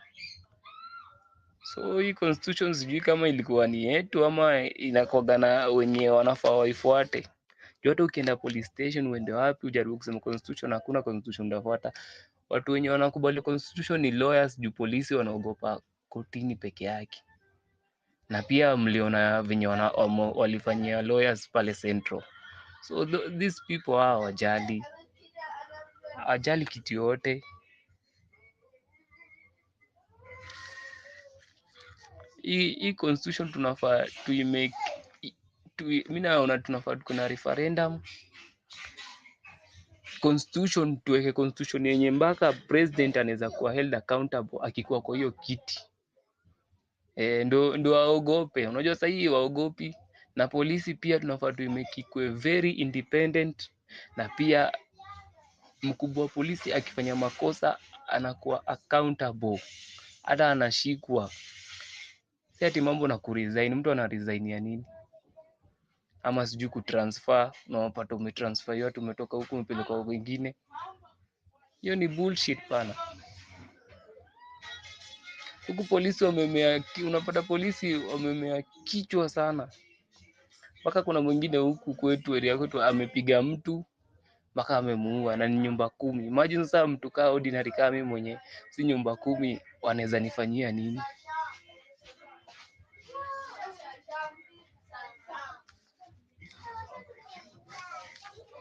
Ikishindikana KDF hapo inchi, tutajua kudili na KDF afterwards.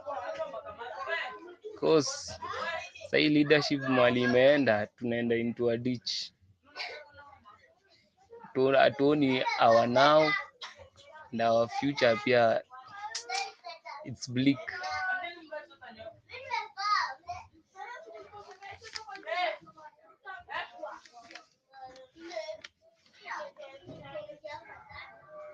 Think ni hizo tu ndo mimi nasema. Blessed. Na unarudi kwa wawili tu, tumepewa speaker. Sasa sijui kunaenda aje.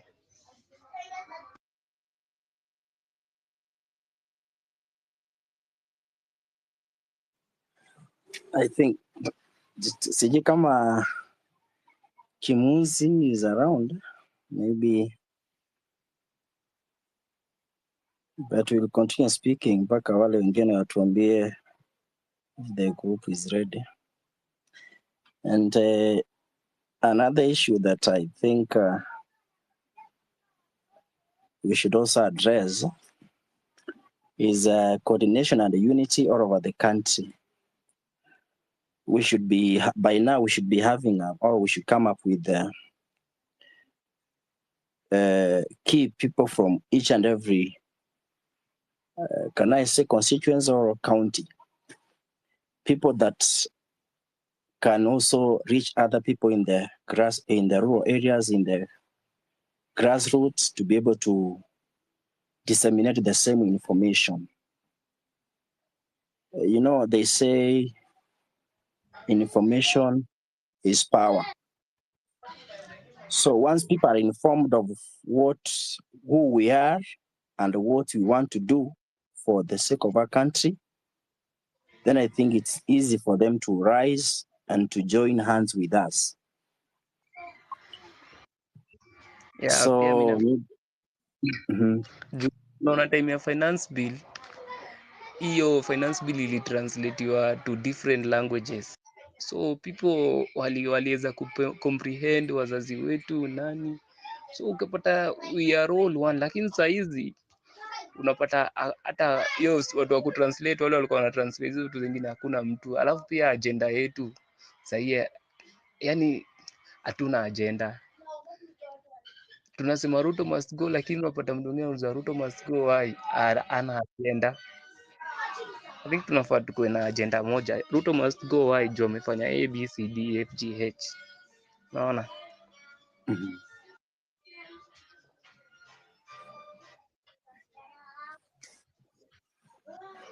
Yeah, that is very true.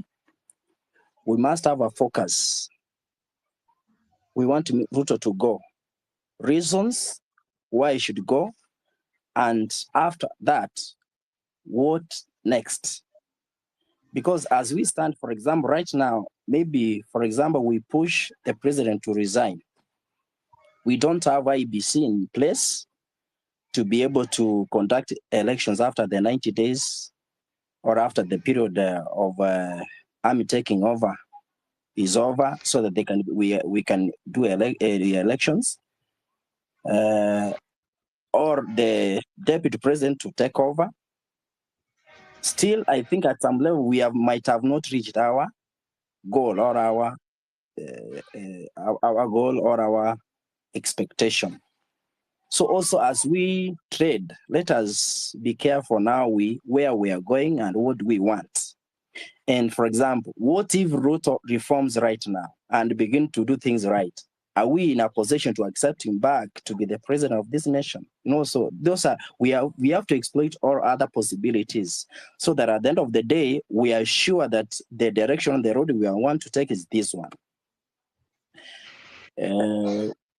Yeah, and pia nilikuwa nasema tunafaa tuangalie pia siku za kuprotest. Unajua hatuwezi kuwa tuna protest Tuesday na Thursday. Protest maybe Tuesday na Sunday, ndio hapa wakati watu wengi wa biashara wanalia biashara jebi. Unajua pia we must accommodate kila mtu. So kama hiyo ni Tuesday na hiyo Sunday hiyo tukioccupy churches, pia tukimaliza kuoccupy churches tunatoka kaa tumeprotest. I think pia kwa juu ya kila siku pia ni ngumu. Watu sahii ni maskini, hawana do. Ukiambia mtu aende akamp nini huko, na hata pesa ya kukula ile ya kawaida yenyewe mtu hawezi pata, umwambia aende akamp the whole week CBD, haitawezekana, na wengine wako na watoto. So watu wanataka change, lakini pia we must think of ways forward. Ama kama niyo kukamp, tupate donors basi. Donors wenye wataweza kusupport watu. Huwezi enda kukamp mahali hiyo wiki mzima na hujui watoto wako nyumbani watakula nini ama nini. Huko pia we mwenyewe utakula nini? Huwezi fast siku 7. Juu Ruto hawezi toka na siku 2. Na inakuwa ni ngumu sana. So kama ni maandamano tutaendelea, lakini ikue maybe Tuesdays and Sundays, ama tu maybe hii wiki, hiyo ingine tuna rest, hiyo ingine tunaendelea. Na pia civic education inafaa inaendelea kila saa. Kitu ya maana hapa hivi ni civic education. Tukiwa na civic education tutapata watu wengi sana. Juu watu hawajui kitu inaendelea. Mtu unamwambia tuko na minerals anashtuka. Watu wengi hawako space. Huku ghetto watu hawajui space ni nini. Hata wacha space X. Watu hawajui X ni nini. Watu wengi ni TikTok. Tunafaa tu watu wa X wanaingia TikTok. Mnachambua hizi vitu mnazimake funny, ma graphic designer mani. Yaani kitu civic education inafaa ikuwe inakaa ni fun. Ukielezea mtu anaelewa, yani kwa venye nini ilikuja ile finance bill mpaka ngome katolewa anguka na unaona, yani watu wa gero wanaanza kuelewa. Hivyo sasa ndio vitu vinafaa kwa zinafanyika. Should be fun. Civic education ndio the most important thing. Tukitaka kupata watu wengi sana tunafaa tufanye civic education. Watu wa bodaboda kwanza. Watu wa bodaboda wanafaa wajue sasa mafuta yenye wanatumia hiyo fuel levy, huyu jamaa alipandisha mafuta, inafaa iko chini, inafaa iko juu. Anapunguza na shilingi 1 na anafaa kupunguza na shilingi karibu 10. Hiyo haifai.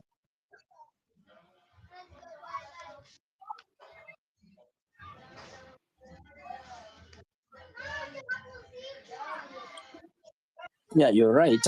About the civic education is very important. Na tunafaa tutafute njia ambazo wale watu kijijini pia wafikiwe, waambiwe ni nini inaendelea na kwa sababu gani maandamano inafanywa, so that even also they can be part of this process. Unapata za zingine mtu ajui hata kama kuna maandamano Kenya, so he's very innocent or she's very innocent, somebody in the village there, yet these are the people who vote. And maybe we also need to look at the power of voting. I think nimekuja kuona hii Kenya, we have also one problem that the vote does not count in the real sense.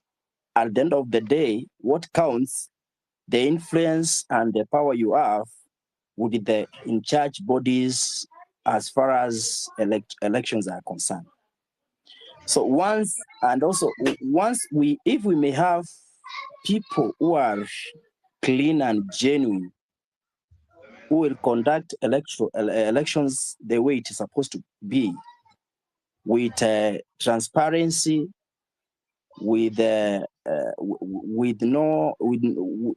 non-partisan kind of spirit, with non-partisan spirit, watu ambao waegemee upande wote, people who cannot be compromised by money, by what. I want to use one example. Let me use him because he excelled in that area. We remember the former Chief Justice Maraga. We need such people who can forsake even billions of money for the sake of the lives of Kenyans. Not people, mtu akiona 100 million anaweza amua atangaze jina ingine. You know, that's also another big problem that we have in this country. Right now, people, we can for example do civic education and tell people, and then people change their mind, they want to vote correctly, to choose the right person. But at the end of the day, unapata mtu mwenye anasomwa huko ni tofauti na yule ambaye watu wamechagua. It's also something that we need to look at. And this thing is what happened in 2007, because what people voted for is not what they got. So they had to retaliate and ask questions. And at the end of the days, we have chaos in this country. So such things, and then also the judicial system, it has to be cleaned somehow, because ukiangalia kama if it is an appeal that is presented to the Supreme Court, you know, it means the lives of the 50 million Kenyans is in their hands to decide who is to be the president, who is to be who. So this key positions in the country, they should be also looked at, because hata kama tufanye nini, sisi tunaweza vote vizuri, but at the end of the day mtu mwenye anatangaza ni tofauti. You know, sometimes it's very bitter, it's very painful when you vote, when the will of the people is diverted. So it's also another issue that we need to look at as a nation, and it has been recurring. It has been recurring for several years, and we as citizens, we are not very confident about people who are conducting these elections. And if we are not we don't trust them, then it means they are not worthy to be where they are. So hiyo ni kitu ingine pia tunataka tuangalie. So even after Ruto being out, also we have to look at the judicial system. We have to look at the IEBC, because those are the key bodies that determine major decisions as far as electing leaders is concerned in this nation. Ya hiyo mambo na IBC kwanza, hata sasa hatuna power. Hata IBC kwanza si hao ndio wanaenda kuiform saizi wao wenyewe, Uhuru, nani, Ruto na Raila. So hata sasa tukianza kusema tunapangia mambo ya 2027 na hiyo IBC tayari tutajua tu itakuwa compromise. Kwanza niliona kwa hiyo IBC watatumia magari kama polling stations. If kama watatumia magari kama polling stations, si itakuwa already rigged. Yani ni recipe for rigging elections. Alafu nilisikia mambo ingine na wale refugees wa Kakuma. So niliambiwa hiyo refugees ilifungwa na Ruto sahii anapea watu IDs wote. So Ruto sahii ako tayari kama ni 700k strong, 700,000 strong. Sisi Gen Z hatupewi, wengi wapewi ID saizi. Bitoka amekatalia na IDs. Inamaanisha huyu jamaa 2027 hakuna mahali anaenda, na sasa tayari amechukua opposition yote. So hatuwezi sema ati tutangoja 2027. Huyu jamaa tunafaa tufanye every way possible atoke saizi, na pia IBC tunafaa tujue venye tutaiconstitute, si wao peke yao constitute, pia sisi tunafaa kuwa involved, na hatuna leader. So tutafanya aje ndio tukuwe involved kwa hiyo IBC? Tunafaa tutafute mbinu yenye tutafanya tukuwe involved kwa hiyo IBC, ndio hata kama wataweka watu wao, at least pia si tukuwe na mtu wetu hapo hivyo, ndio tupate venye nasemaje, like pia si tukitaka queen tunafaa pia tutumie akili kama hiyo yao.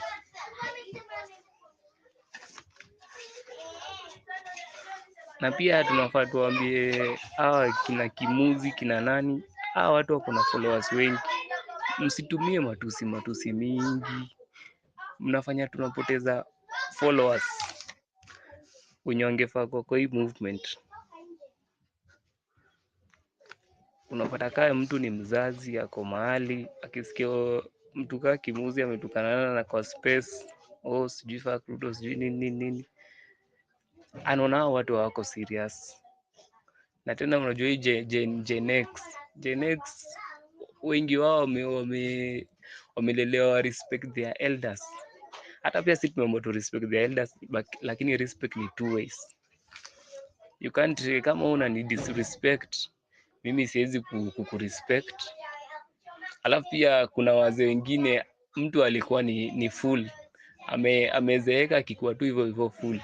So huwezi respect mtu na una akili yake thinking capacity iko very low,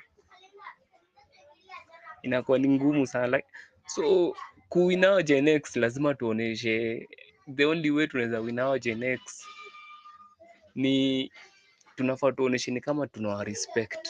So hata kama tuna disagree nao hapa, tusitumie hizo words za matusi ABCD, ndio tujaribu kwa win. Wengi wao ni wale wanaenda church nini. So tukitaka kuwin civic education lazima tuoneshe tuna respect hao watu. Sijui kama mna get my point. Blessed. I'm getting you very clearly. Nakupata vizuri sana.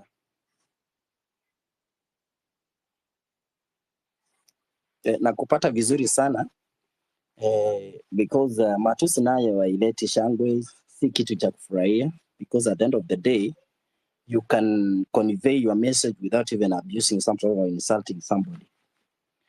So ndio maana ya alafu na pia nasema tukienda kaa venye tunaenda maandamano tunafaa kuwa na maybe a song yenye inaleta watu pamoja, ama kitu kama venye tunasemaga like kuna wengine wakifika huko wanaanza kusema sijui matako yako Ruto. Hizo si vitu zenye tunafaa tufanye. Hizo ni vitu za watu wa ODM walikuwa wanafanya, na tena ni kitu hai make sense. Ufai kwanza kwenda huko unaanza kutukana mtu. Tunafaa tukienda huko tuna chant kitu yenye ina unite kila mtu. Unajua watu wengine tu tutuka hiyo ukianza tu kusema matako yako Ruto, unapata kama huyu jamaa alikuwa amekusupport anaacha kukusupport. Tunafaa kuna an anthem.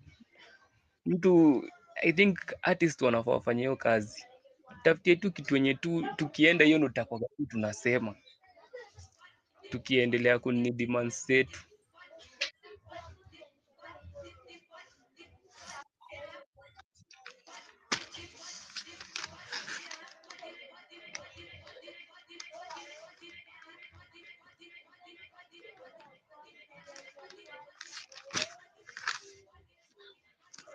Then nimesahau kusema condolences kwa wale watu wenye wamekufa wote. Kitu yenye tunataka kwanza sasa hizi ni justice. Mimi hata hakuna kitu kingine yenye nataka sasa hii. Ya kwanza ni justice. Justice ndio inafaa ifanyike. Juu huyo mtu amekufa angekuwa ni mimi juu nimeattend maandamano zote. So mimi nimeponea, ni Mungu ndio ameniponea, lakini ingekuwa ni mimi si ningetaka justice mahali niko. So kitu ya kwanza yenye mimi nataka apart from anything ni justice. Nataka hao polisi hao wenye wameuja hao vijana wote washikwe, wapelekwe ndani, hata ikiwezekana wanyongwe. Hiyo ndio kitu yenye mimi naweza taka. The first thing tukitaka kudeal na police brutality lazima hao watu washikwe. Watu wameanza kuanza kitambo from baby Pendo. Hakuna kitu inaendeleaga. Unapata mtu ampelekwa, watu wengi wameshikwa, polisi wengine lakini ukiangalia hakuna kitu imefanyika. Mimi sijaiona polisi wenye wamekuwa prosecuted, na hata wako prosecuted unapata yani wanapatiwa the least, si the max, wanapatiwa the least punishment. Kwa nini? No, wanafaa wapatiwe kwanza. Polisi ndio wanafaa akishika upatikane na hatia anafaa apatiwe the maximum ile kabisa. Ile ndio au polisi wengine wakibaki hivi, mtu akienda kufanya kitu anaona mimi nikifanya hii kitu consequences itanrudia mimi personally. Na pia watu wanafaa hiyo ICC tunafaa tupeleke watu huko. Mimi najua mimi sina nguvu ya kupeleka, lakini naambia lawyers wenye wako hapa hivi, draftini hiyo kitu, pelekeni ya watu wa ICC. Watu washikwe, watu wanafaa, kila mtu anafaa bebe mzigo yake. Huwezi kuwa unatuma watu kuwa watu na wewe unakaa tu vizuri tu kwa ofisi. Hiyo ifai. It can never ifai hata kuendelea. Kenya, we are democratic. We are a democratic country, Kenya.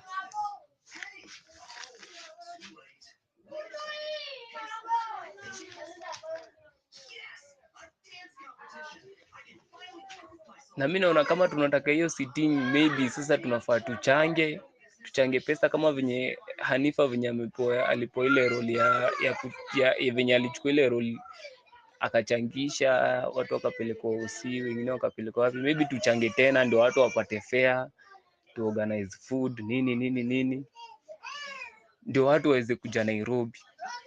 Naona iko mzuri. Nisikia mtu hapa akisema mtu anaweza host mtu mwingine, hiyo inafaa. Kama unaweza host mtu, wacha watu wakuje tu wa host, twende wote maandamano tutoe jamaa. Na kitu kingine pia tunafaa Gen Z tunajiorganize, tunafanya vitu mzuri venye watu walikuwa wanafanya, wana donate blood.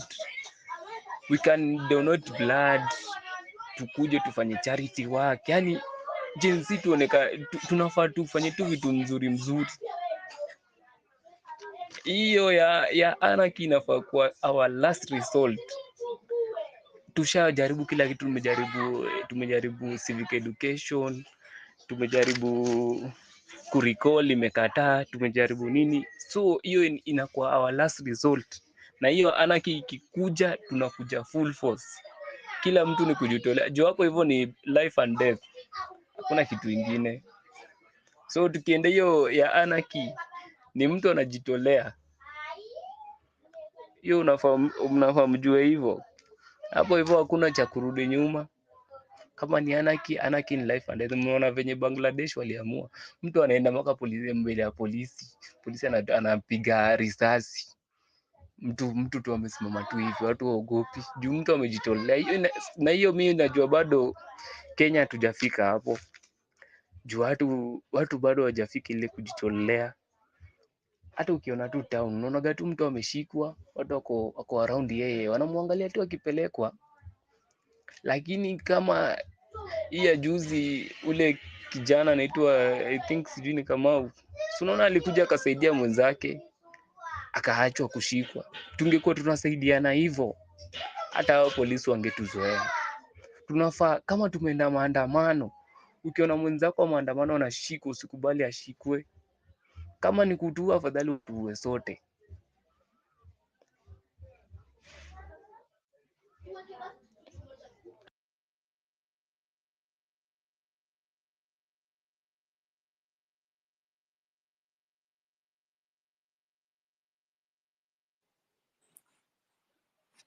That is true. And I think, when you are together, a good number of people, like now, if we can be able to mobilize like 500 plus 1,000 people in Nairobi city a single day, protesting peacefully, I think we will have sent a message, a serious message, and the things will begin to change. So for me, I think it is good also when we plan like a mega protest in Nairobi, because Nairobi is the capital city. We want to take over Nairobi. If we take over Nairobi, then we have taken over Kenya. A mega protest. People from all corners of Kenya, we come to Nairobi to do a peaceful protest and presenting our grievances and our needs and what we want to be done to the current regime. We can mobilize a fund so that we can have even buses from each and every county that is taking people to Nairobi, those ones who are willing to go and protest and join hands as Kenyans, showing solidarity. And I think if we do that thing, I'm sure it will shake and cause a change. We go to causing anarchy and all those things. Those, as our brother said, those are last. It will be a last, the last thing that we are left with. We don't have another avenue. That is the only thing that we are remaining with, that we can be able to nazafanya hizo to cause it will be now life and death. But before that, we need to do like civic education right into the grassroots, because when a change is coming, by the way, haikujangi siku moja ama wiki mbili ama wiki tatu. It is a process, and this process it just be continuous, building from on top of another, one event building on another, one activity building on another, until we cause a change. So like now, civic education, we need to do it to the grassroots level, meaning there is some financial implications, which of course we need to ourselves, we have money, we can be able to have a central kitty whereby we contribute, and then we begin to do civic education where people, representatives from various counties, who will be able to be the representative, and who will be able to do business on behalf of citizens of Kenya. of this group, and I know there are other groups, but we have one common goal. And also, we also then need to have a demonstration, a mega demonstration in Nairobi, which means also there's financial implication of that. People from various towns and counties in this country, we gather in Nairobi protesting peacefully and presenting our grievances to the authority or to the relevant regime that is in power right now. Then if we don't see any change, then we can say, because now we don't see any change, now we can take the other way, other options. Or what do you think, my brother? Yeah, I think we need to do that. Na pia nimeona Shanki ameweka hapo hivyo juu mambo na KHRC nini.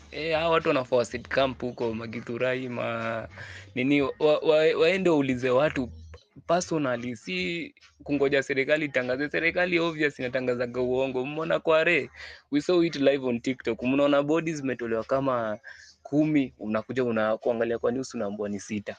How aje sasa? Watu wanafaa waende, au leo society, au ndo tunawategemea saizi juu hao ndo watu wamebaki, waende waset camp huko, watu wakuje walete evidence, tujue watu wangapi wameadaptiwa, watu wangapi wana miss, watu wangapi wamekufa. Mona mochari watu wanapelekwa, mtu amepigwa risasi, records zikiangalia mob justice wapi? Accident kila siku accident. Kwani how many accidents zinafanyika Kenya? Unapata kila mtu amepigwa risasi akipelekwa mochari ni accident. Aje. Kwani watu ni wajinga? Alafu kuna kitu ingine, huku foreigners wamekuwa wengi sana Kenya. Nilikuwa naongea na watu wengine na mamadamu huku nikiwapea civic education, wananiambia siku hizi, zamani walikuwa wanalipwa 6,000 wakienda kufanya kazi maybe Eastleigh or Westlands. Saizi imeshuka hadi 45. Juu ya nini? Juu watu wengi wanakuja huku bila documents, Waganda, watu wengine from everywhere wanapatiwa kazi cheaply, yani wanafanya kazi cheaply. Juu hii pesa yetu huku kwao ni pesa mingi sana, so unapata sasa nao wanakaa kwa nyumba moja, unapata wanakaa kwa nyumba mtu kama 10, so kwao rent itakuwa ni pesa mingi, so unapata landlords huku kote wameongeza rent, imekuwa pesa mingi. Wewe Mkenya ulikuwa unaenda kufanya kazi mahali fulani, ukienda huko unapata huyu jamaa amekuwa cheap labor, yani amepeana cheap labor kuliko ile yako, so huwezi pata kazi.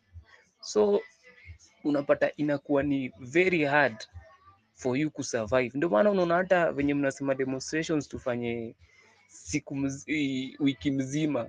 Mimi nawaambia watu hawezi fanya demonstrations wiki mzima juu saizi Kenya economy ni mbaya, na pia kazi kupatikana imekuwa ni ngumu. Hakuna kazi. Kwanza kwa watu wenye wako low income kabisa, au watu wagero hawawezi kutokea maandamano. Wakitokea wengi wanaendaga na mentality ya kuiba. Mimi najua juu mimi niko huku, so kuchange hiyo kitu ni ngumu.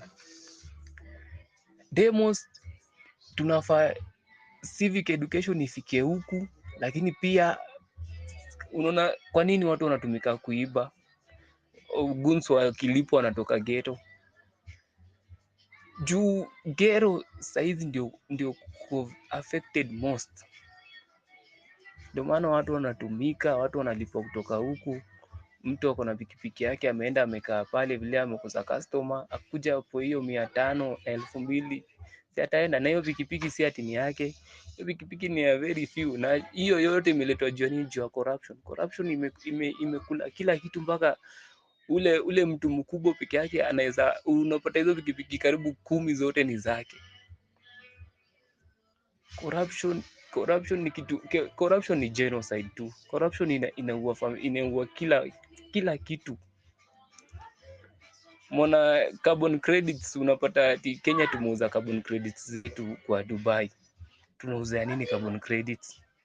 Hao watu wanatumia akili, waende wa pollute globe, sisi ndio tukuje wanunue carbon credits zetu, tusiweze hatuwezi expand carbon, sisi hatuwezi expand carbon credit yetu. Why? Yani sielewi hii mambo.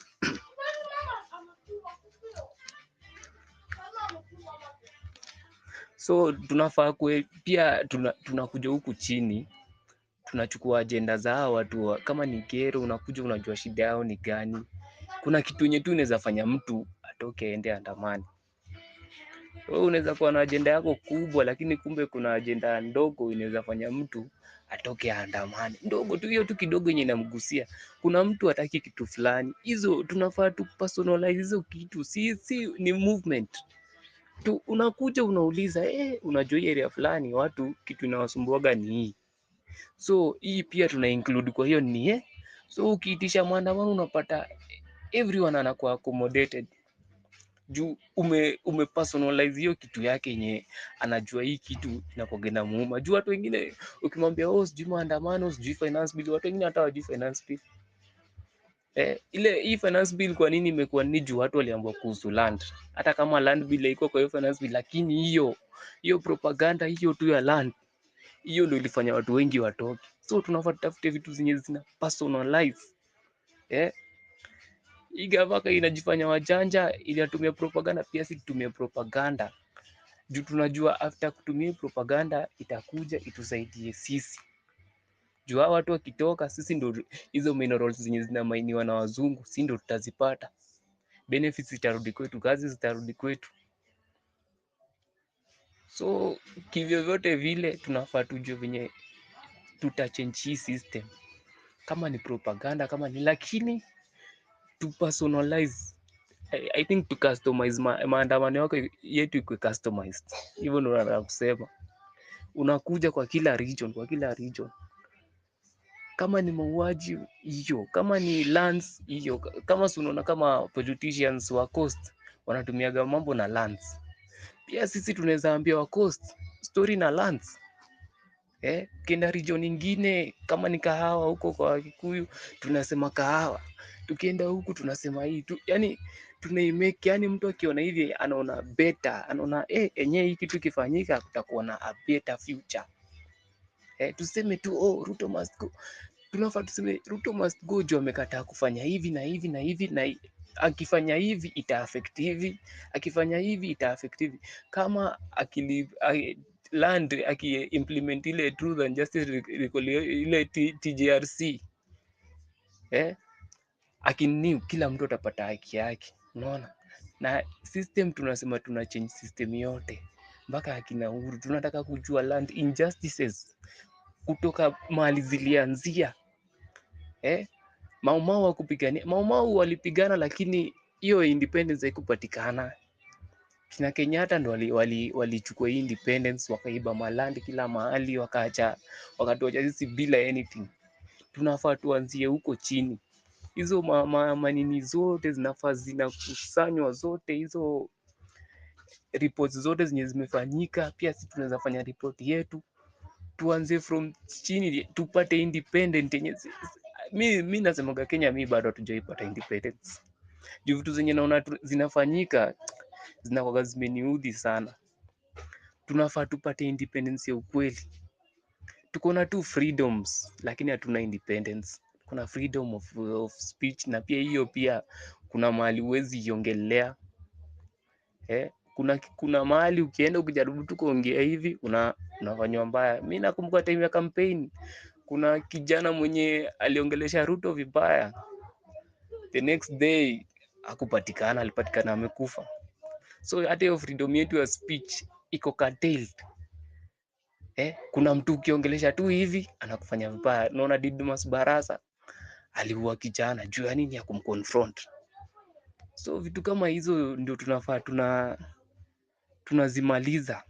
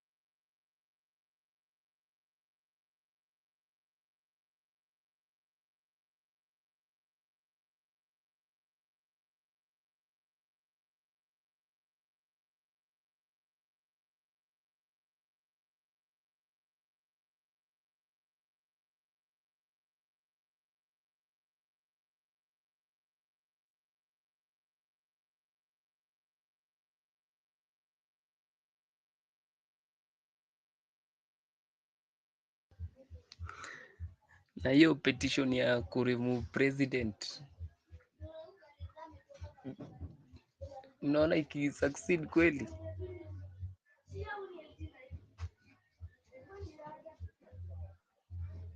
But kitu yenye najua hii parliament haina 2/3 gender, so kama Maraga alisema ikuwe dissolved, inafaa kuwa dissolved mpaka saa hizi. Basi hata Koome tukimpelekea hiyo, tunaweza anzia hapo, tunaweza dissolve parliament, tuelect watu wengine, tuimpeach mtu kwanza. If kama tunaweza fanya bidii hii parliament ikuwe dissolved ama we recall MPs, itakuwa the easier way.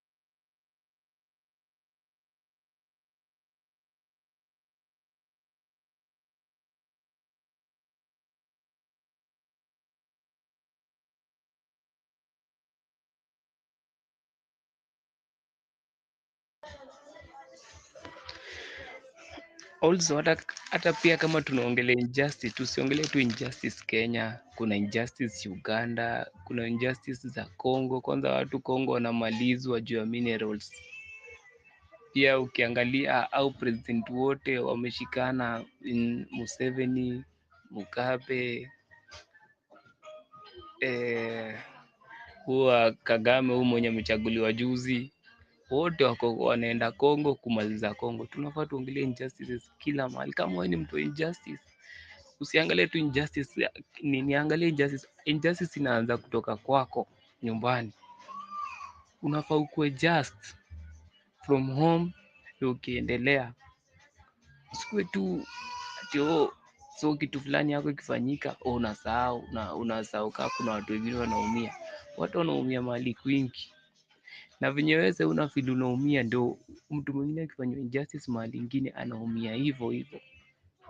So hata kama injustice yako umeona imetibika, usikubali injustice iendelee mahali. Jua injustice inaanzaga mbali, inakuja ni kama cancer. Injustice, corruption ni kama cancer. Ina spread. Ni kama wildfires. Ina spread, usipoizima, usipoitibu, itakuja kupate wewe. Unaona kama saa hizi watu wanaangalia, watu wamerespect sana US imekuwa ikifanya injustice, watu tu wakiangalia. Sasa unaona imeleta hiyo injustice yao all the way from US, wamekuja mpaka Kenya, wameleta hizi kampani kubwa kubwa, ndio wanazitumia kuchukua kama airport zetu, hizo minerals nini. Lakini watu wangekuwa na stand from kitambo, vitu kama hizo zingekuwa zinafanyika.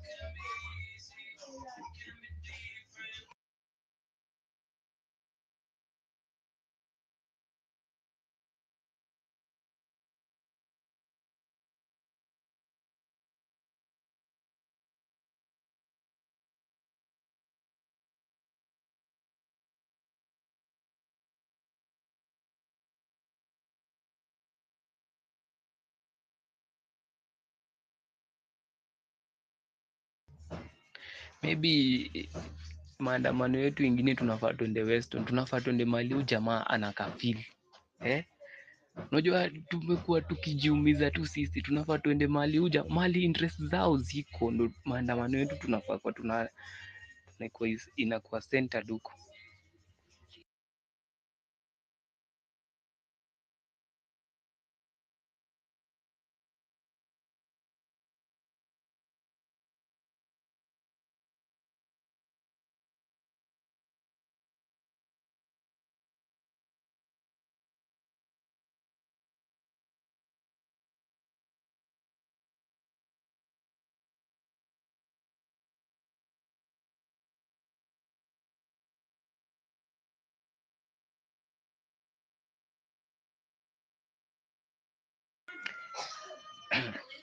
Unapata watu kama Babu Owino wanakuwa celebrated, unashindwa mtu kama Babu Owino anakuwa celebrated kwa nini? Ukiangalia CDF alipewa, hakuna kitu amefanyia, hata kama amefanya haziku venye zinafaa kwa zimefanywa. Juu ya nini? Juu anatoa pesa. Vijana I think sijui tutafanya nini, lakini pesa pia ni kitu muhimu sana kwa hii movement.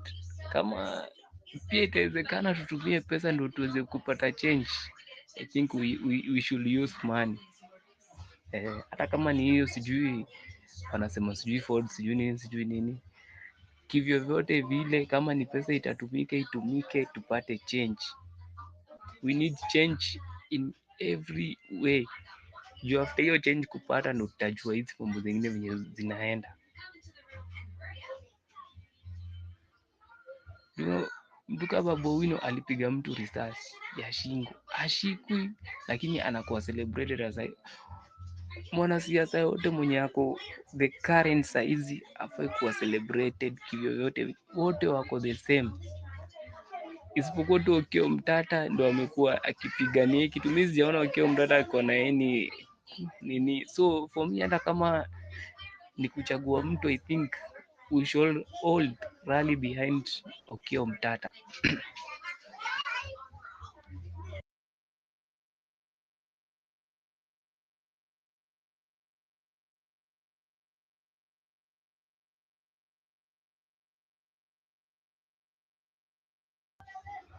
Nimeona hadi Okiya Mtata amesema hizo nominations za opposition kwa cabinet ni unconstitutional, lakini utapata hakuna constitution inatumika hapa. Hizi vitu siku hizi zinafanywa na kifua. Mi kwanza, kama kuna mtu wa army hapa, ningewaambia army, chukueni kitu, sijui mnangoja nini huku kote, kila mahali tunatembea, watu wote hawataki hawa watu. Simchukue tu, you save us from the misery yenye tunapitia, alafu hata after kuchukua na msikwamilie, mtupatie tu timelines ya elections, tunini juu tuna respect our army. It is the most disciplined in Africa.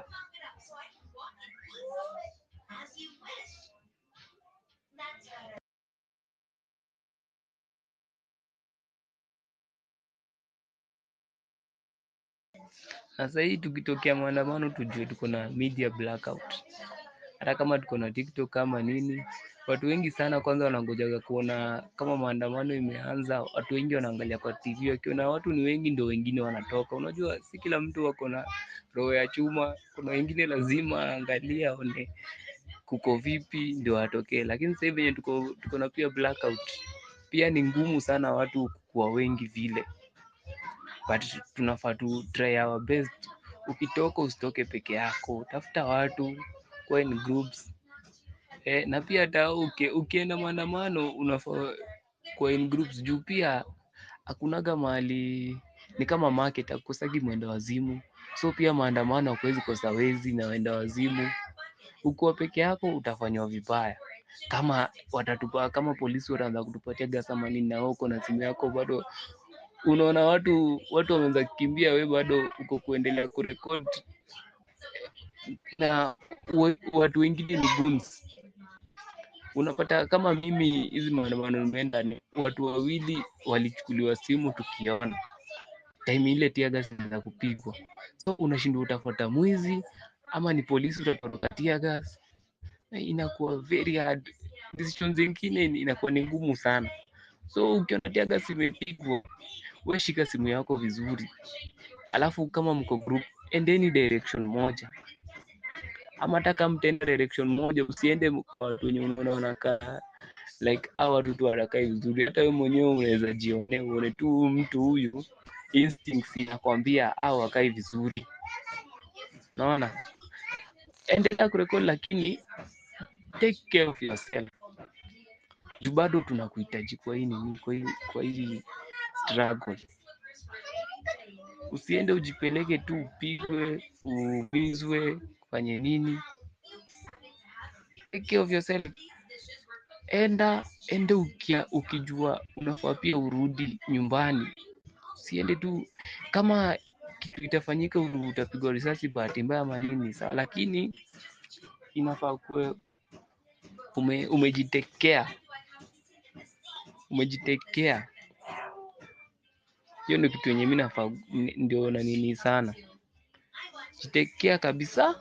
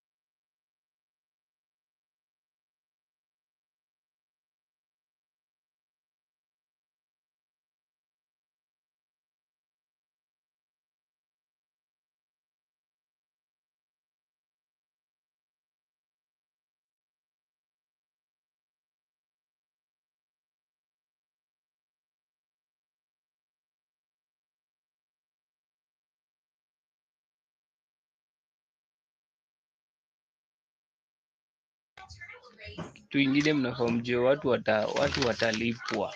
Kulipwa nayo serikali iko na masuala ya kulipa. Italipa watu wengi sana. So mnaweza pata mtu amelipwa kama Osama alilipwa, lakini sasa ana regret. Anajaribu kujirudisha. Huwezi jua ni shida gani alikuwa nayo, hata kama ni greed ama nini, lakini kama mtu anataka kurudi kwa movement, for now tunahitaji kila mtu. Hiyo ndio opinion yangu, tunahitaji everyone.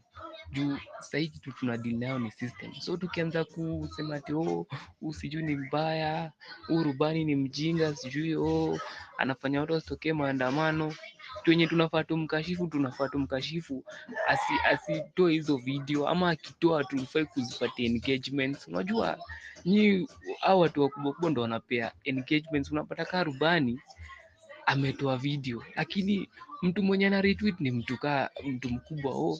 Angalia, mtu ana retweet alafu anakota, angalia mjinga hivi. Unapata hiyo video imeonekana imepatia mtu mwingine uoga, lakini kama unge retweet ama unge quote, uachane na yeye tu, platform kabisa, hakuna mtu angeona hiyo video, hata wenye wangeona ingekuwa ni kidogo sana. So haingeweza watu wanafaa wana retweet na una quote vitu za maana. Unafaa kila kitu ukiona kama hiyo video ni mbaya usinini juu wewe ndo utachangia watu wengine wasitokee. Usijaribu kuretweet na kuquote kitu yenye hata si hapo peke yake, hadi TikTok, Facebook, don't engage na mafools, achana nao. Lakini we need everyone. Hata kama president pia anaweza tu join na tutoe hii system, we need him.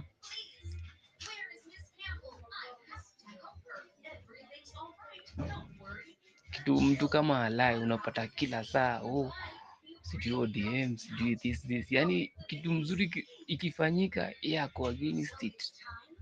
Hiyo iwezekani. Mtu kama huyo amfai mimi siku hizi si retweet kila kitu, naangalia kitu yenye na retweet. Kucode pia unaangalia kitu yenye unafaa ucode. Kama ni kutweet unafaa pia una tweet kitu yenye una believe in. But we need everyone. Hivyo ndo mimi nasema we need everyone, but with boundaries. Boundaries. Kuna boundaries zenye tu tunafaa kuwa tu tumeset. Sema huyu mtu alibaiwa lakini we need him. Lakini akikuja afai kutuambia kitu. Akuje tu kama follower. Tusimpatie ile sauti tena. Kama Osama sahi tusimpe ile sauti. Akuwe tu follower. We need him. Atumbasha tumfanye nini, lakini yeye ni follower. Akitaka kutokea maandamano acha atokee. Si we need numbers, tukue wengi ndio tu overpower polisi. Mtu kama Osama sahi tunafaa arudi yeye ndio kwa anaongoza maandamano huko mbele. Ndio hata risasi ikianza kupigwa impate yeye kwanza, at least atakuwa amejiredeem. Au matraitor tunafaa wakuje wakoe mbele. Si wakae nyuma yetu juu anaweza tu backstab. Wakae huko mbele wajiredeem. Obviously boundaries hazitawaisha juu wao walishatusaliti, watakuwa tu wasaliti. Mtu kama anaweza kusaliti huwa anaweza, akikusaliti nyuma yako anaweza kusaliti anytime. Tunaona baba kama amezoea kuhandshake, ana handshake kila mahali. Kila mtu, kila president ni kitu yenye amezoea. Hata akishinda bado tu atakuja handshake. Mimi nimekuwa supporter wa baba for long, but imeisha. Tulikuwa tunaambiwa huyu mtu ana handshake, but we believed in the principles zile zenye tulikuwa tunaona anafaitia. Tulikuwa tunajua anafaitia corruption. Tumemwona kikuwa kwa government of national unity ya Kibaki.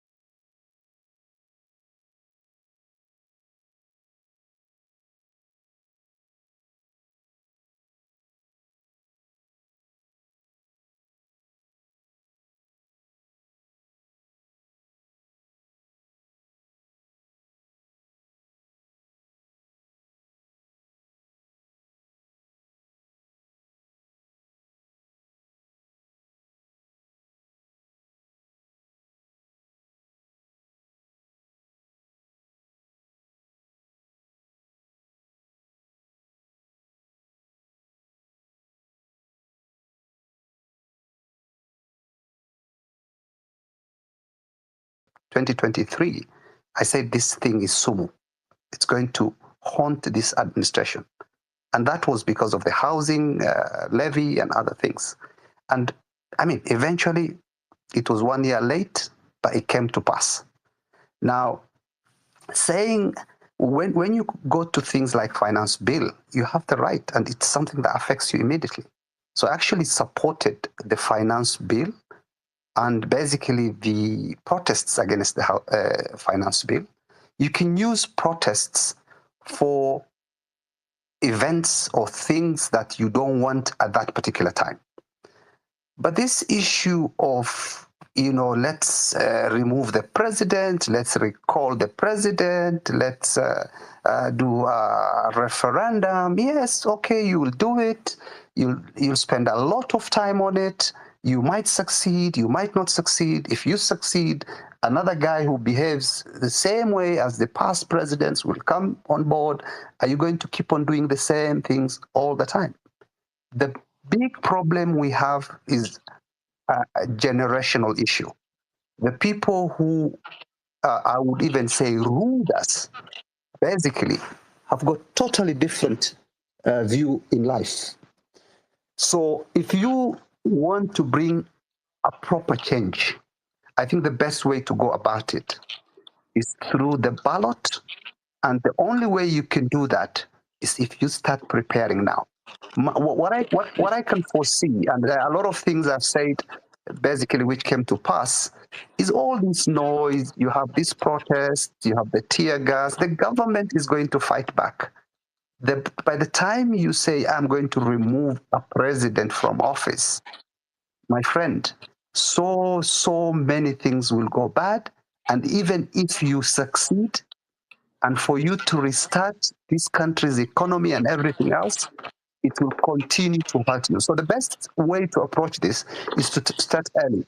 Put some of this energy into mobilizing, organizing, go get the right candidates at every level, MCA, MPs, governors, the presidency, everywhere.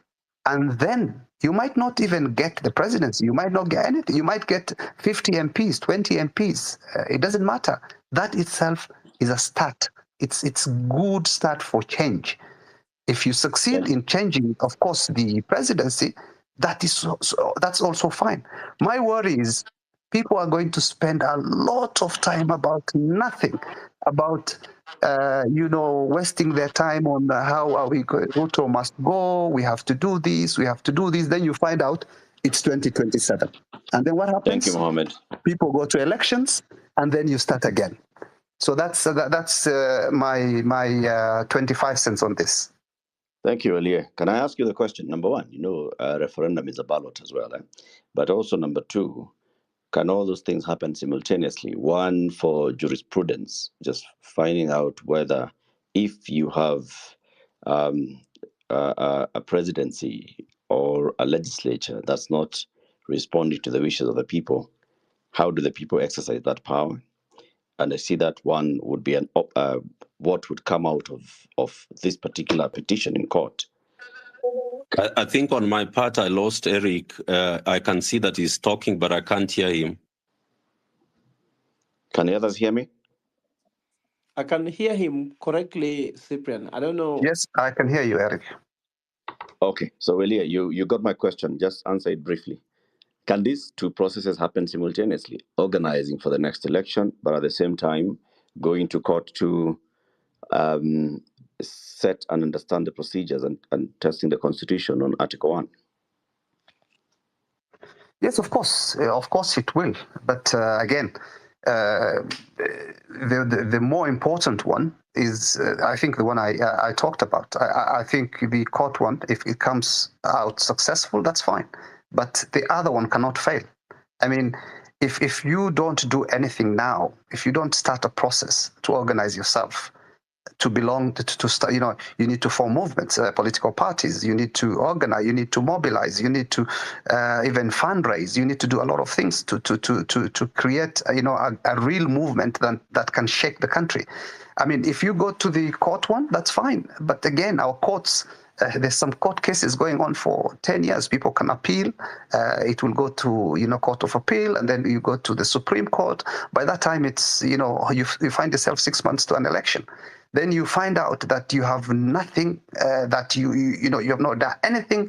Then the same people will basically go and do their tribal, emotions, and then you find another president, in office, and then you have to go to the streets again. You can't bring change. You can review, for example, things like the finance bill. You can do an event.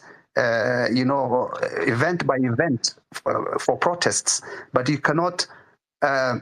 You can also protest maybe to bring change, to remove even a president from an office. But then what are you going to achieve after that? What will happen if you don't have these systems, your processes in place? You are not ready yourself to go into to assume office. Because what it looks like now is people want change, but they don't want to go in there themselves and do that change. It's very hard to teach, an old dog new tricks. So if you think as a Kenyan youth or a Gen Z that I am going to revolt every time, and these people who are 60 or 70 or 80 years old in office, and you're going to allow them to be in office, and you will change their behavior, you might remove one, you bring in another one, it's going to be the same. The best and most sustainable change is if the Gen Zs themselves plan now to take over power through the ballot. Okay, point made. Point made. Thank you very much, Mohammed. I want to pick up other callers. I know we're already getting into those hours where many of the people who are on the show will start dropping off, going to sleep. So I'd like to have a lot of this conversation while they're still up. Gidi, you have been queued for quite a while. Now is your chance. Please speak.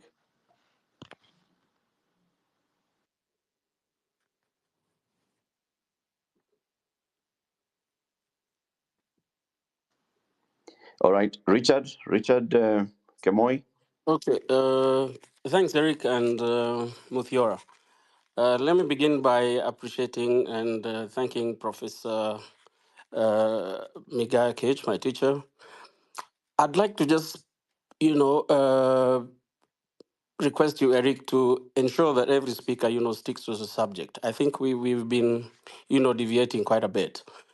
Now, if we're going to talk about this particular petition, we are looking and seeking for ways to exercise powers under Article 1. There are other provisions of exercising, universal suffrage, and that's why I'd like to disagree with Mohammed, because if that were the only option, then there would be no need for Article 1.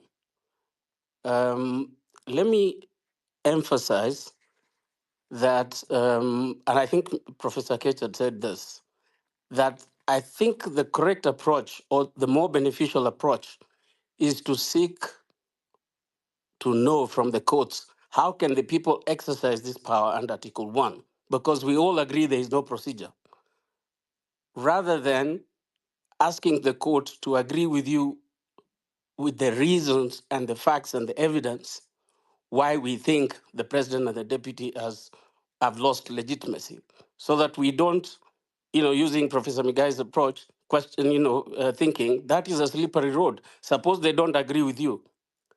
So why don't we just leave it to the court to tell us how do we exercise this power? Okay, is it through a constituent assembly plus a referendum, or just another way? Thank you. Thank you. Mudge Rolf. Yeah, good evening. I hope I'm clear. You are, go ahead. Thank you. Yes, petition. What I understand at the moment is that, okay, if the courts would then give guidance to the unclear situation in Article 1, my assumption would be that it would take us back probably to a constitutional amendment. And for me, I think a constitutional amendment when there's a crisis is not a good idea.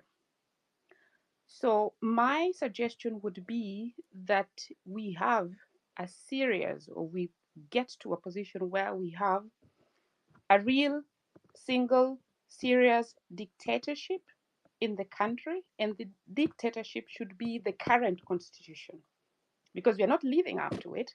The president comes up with the Defense Act and later goes to, seek the approval. So how can we? Of course, we can test. We need to test the constitution and seek for guidance, but we're not going to get direct solutions. That is not going to happen with the amendment. But until we reach that point where we know what to do, I'd really like us to get ways of even having accountability, because the current government is doing so many things that are very unconstitutional. And so how do they get away with it? Because now today we are really together here and want to talk about improvement, but we see a lot of things they do. Mudavadi, his office is unconstitutional and so many things. So how do we have a scenario whereby any president knows they have to really just go by the only dictatorship that should dictate a country, and that's the constitution. Finally, I'd like to say that we have a very good constitution. As we see, it's airtight, almost airtight, because if you want to do it according to the articles where the Senate, not the Senate, sorry, the National Assembly would then impeach the president and everything, you see that we have an orderly way. It's good that we have such an orderly way, because otherwise, the example I like to use is, if we have, for example, a war general coming over from wherever and they want to take over, we should be happy that our constitution doesn't allow that. So my point, let's try to have some accountability as we wait. But I'm also looking forward to see how that can be changed. Back to you, Eric. Thank you, Marge. Thank you, Marge. And just to clarify that the petition before court is not seeking to amend the constitution. It is seeking for the court to declare that there is grounds and a procedure for going to a referendum to recall a president and a deputy president. So what the lawyers have told us, Kibe Mungai and lawyer Lempa, that they are seeking, plus the petitioners, the 14 of them, is they want the court to directly say that, the people of Kenya can recall their president using Article 88, where the IEBC has the powers to conduct a referendum. Okay. I know, Prof, you've been wanting to speak for a bit, but so you can speak now, respond to a couple of the issues raised, Professor Ogola, and then we'll hear from Lucy Shege. Yeah, so thank you very much, Eric and listeners. I think why it is critical that this petition is done, even if we forget about the issue of mobilization, like Gulay has said, is that if we do not defend this constitution, the raping, the maiming, and the destruction of this constitution will continue unchecked. And in fact, I wrote an article on the making of a one-party state. Even what has just happened this evening or afternoon, you might even find we go back to one-party state, because the people said they fought for democracy. What they have done today shows that they have actually can reverse it overnight. So as far as I'm concerned, I'm happy with what Eric you said before, that we can actually do this simultaneously and they are not mutually exclusive. I don't want to go divert, because I know Kenya Bware Twikatayo is also concerned about doing the same mobilization you're talking about. Cyprian can talk about this in the next subsequent activities. Maybe that's why it will be nice to talk more about KBT. But we're just focusing on this substantive matter. I'm sure that the declaration that we are waiting for today, I can celebrate there's a win already done, because normally the judge is not forced to say that this matter will be heard like this. If he knew that there was crap inside this case, he could have just easily said that this is not admissible or this cannot happen. So for us, I'm happy. Let's celebrate what we have won today. First of all, to file this petition, it's taken a lot of effort. It's been filed. Secondly, it's been allocated to a judge. Thirdly, that the judge has given direction, and then we are waiting for more direction. So as far as I'm concerned, the big step has been done, and Okay. the bigger step needs to be done as well. Asante. Lucy?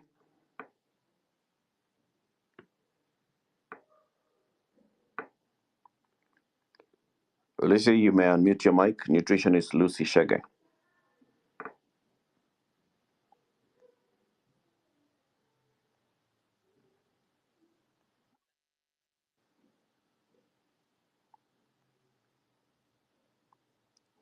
Not able to hear us? Okay, so we've been having Kitonye queued up to speak. Giddy Blackman, that's your Twitter name. Please speak now.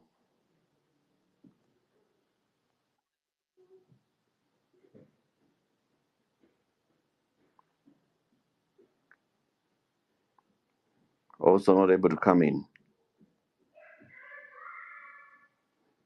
All right, so there's some issues that have been raised by a previous speaker, in fact, who said, okay, do we really trust that this thing can go through the courts and that the system will not be manipulated in any way, that justice will be served as justice is desired to be served?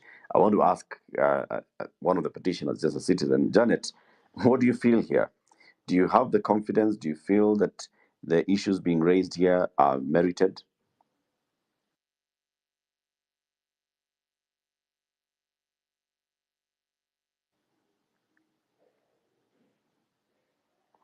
Janet Modoni or any other of the petitioners, you can speak. I can come in, Eric, if you can hear me. Can you? Yes, go ahead. Thank you very much. I want to say that we have seen that on 25th of June, the people of Kenya focused on the executive and the judiciary and told them that they must do things the right way. On that day, they even went to the Supreme Court to send a message to the Supreme Court and the judiciary that hearing and listening to the people of Kenya who are the Supreme is very important. We are taking this matter to the court at a time when the court is being reminded that it is the ultimate guardian of our constitution. I want to say, let us not operate on the basis of fear or of doubt. The case that we have filed, as Wakili Kibe has said, is a very strong one. And the grounds are actually extremely imperious. So it is necessary that we do the public information and the civic mobilization as we prepare the country for the outcome, which is to defend the Constitution and to actually ensure that the sovereignty of the people is enforced. I would say that it is now up to the judiciary to tell us on matters of law, what is it that we have not demonstrated that the Constitution has been violated. And when we know that Article 165 requires that the High Court is the one which has to defend and interpret the Constitution. We are extremely positive. We are very confident. And all the other issues that are being raised about 2027 are in order, and we can be able to do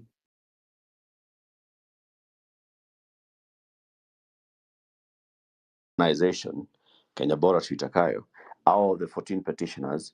First, who is funding this petition? How are you financing it? Who's paying these wakilis? Kibe Mungai is a seasoned lawyer. Doesn't come cheap. Can I speak to that directly? Yes.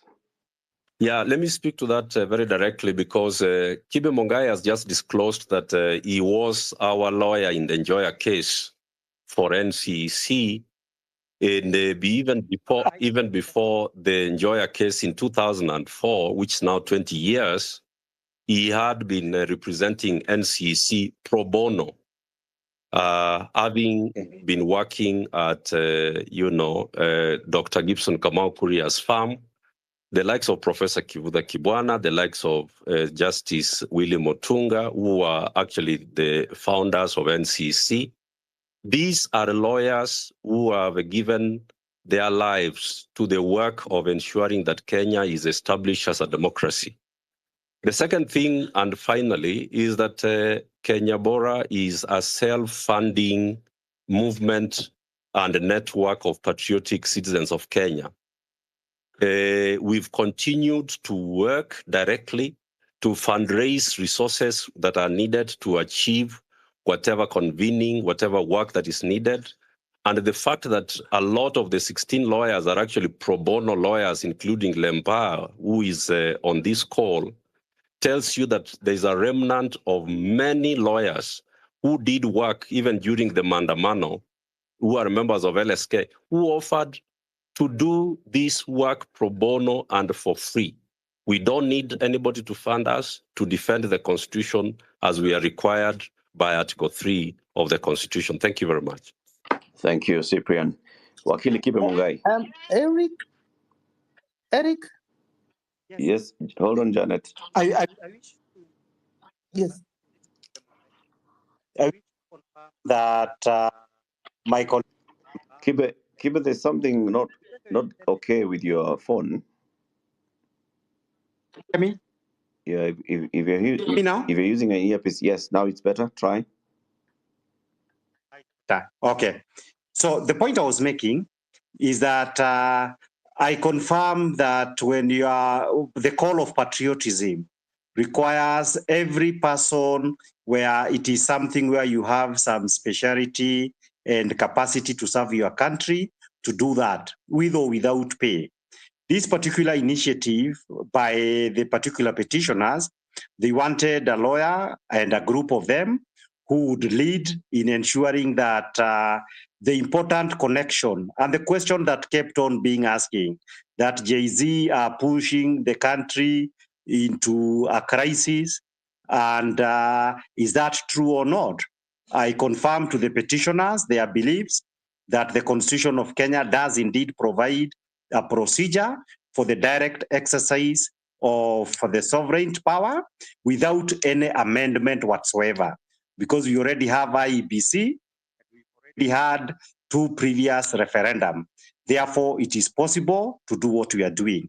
The question that was asked by a gentleman about the fact that they do not believe in the courts and their capacity to do justice, I think it may not be entirely fair to the courts for 2 reasons. Number one, the fact that we have a referendum at all in Kenya, it has its genesis not in parliament, but in the court, the High Court in the Njoya case. Number 2 is that we have a new constitution that ultimately is traceable to the courts. During this series of events, we have a situation whereby the Inspector General have tried to declare that Mandamano are illegal. The court gave orders requiring that Mandamano can go on. And there were also orders where the police were told you cannot use certain weapons, but unfortunately, they have not followed that. Therefore, it is my belief in the court, there is a lot of goodwill. I need to say that I know very many good judges, people like Judge Bajanja, who are my classmates. They are decent people and people who have been involved in the struggle for human rights and constitutionalism. Therefore, I have the full confidence that we have a good case, the High Court of the Republic of Kenya, that we have a referendum so that the serious question of legitimacy and incompetence and the violations of law that have been taking place can be addressed by the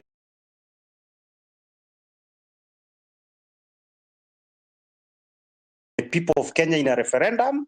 Now that it is obvious, Parliament was captured a while back.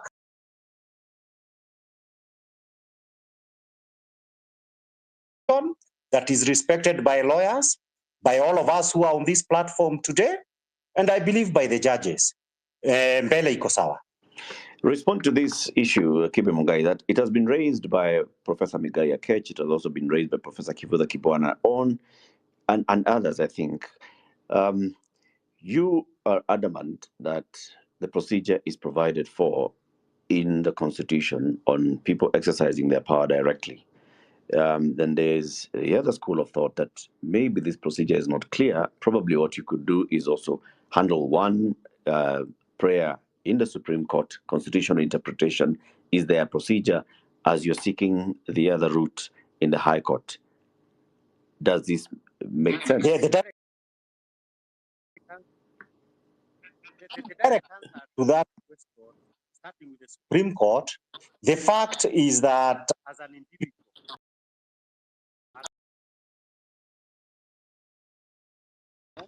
in the Supreme Court, and therefore, for the petitioners who are my client, cannot be able to exercise that right, go and seek that advice. It is a limited right. Number two, and I believe we shall have a more technical forum to discuss this, is that this issue of referendum, a referendum law, as I said, in an ideal situation, we should have a referendum law. But a referendum law would be a law that is based on the recognition that the Constitution has provided for it. Let us give an example. The right under Article, I believe, 37 of the protest and picketing, there is no law that provides for it. But we have been going to do the mandamano based directly on the Constitution. Therefore, the apprehension that there is no procedure would not be correct, because we have IEBC, and it is the responsibility of IEBC to conduct referenda. And we have already held two. So the anxiety that is there, I insist, has got no basis, provided there is a law saying who is supposed to conduct referendum, and the substantive right exists in Article 1. And I believe all those colleagues you have mentioned are friends of mine. We should have hope one of these days, and I will allay their fears. Okay. There is no gap whatsoever. Thank you, Kibe Mungai. So, Prof. Migai and Kibwana, chai has been offered. Now, Janet, you have a hand up, and then we'll hear from Mugambi. Ladies and gentlemen, I'd like us to conclude this conversation shortly. So these are like final submissions, and then we'll come back to the petitioners, and Wakili Lempa will close for us. Janet? Thank you very, very much, Eric. And I really want us to learn a lot from what the Gen Zs have taught us. And I pick from them three principles. And one of them is the principle of volunteerism. Having been a player in the political sector, if we do not insist on volunteerism and insist that to take part in everything, there has to involve money, a lot of things would not have been possible if there was all that money involved in the organization of the Gen Zs. And that is why you're seeing, the ruling class wondering who is funding the Gen Zs. But I am aware a lot of them were funding their own activities. A lot of them were just volunteering to do a lot of things. And we need to be challenged by that. And people need to believe that even in processes like these ones, there are lawyers that act pro bono, there are lawyers that are, and other professionals that are willing to do anything, for free, to just volunteer.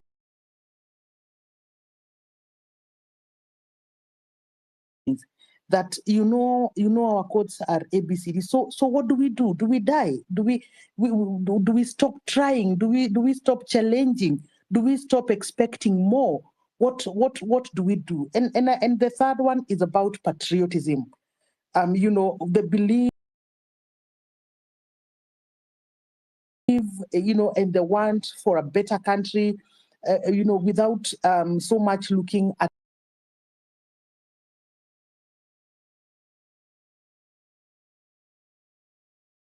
the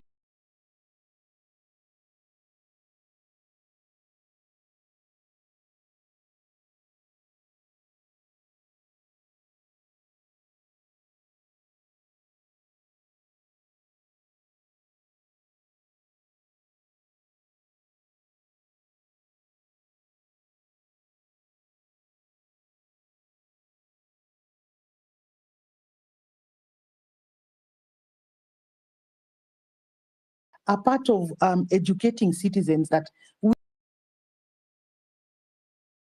we are part of this mess, we are part of this problem, unless we are thoroughly patriotic, unless we demand total accountability, unless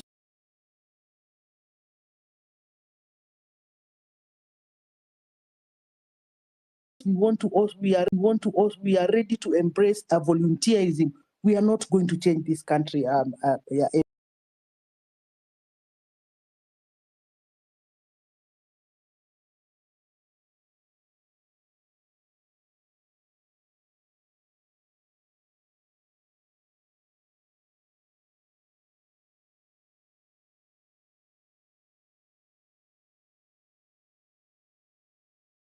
Therefore, I totally believe that it is not an exercise in futility. It is an exercise that as citizens of this country, we must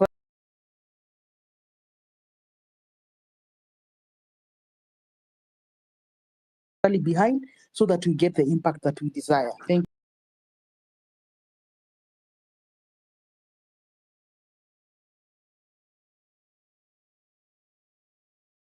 Think that it is necessary to get an opinion or a declaration from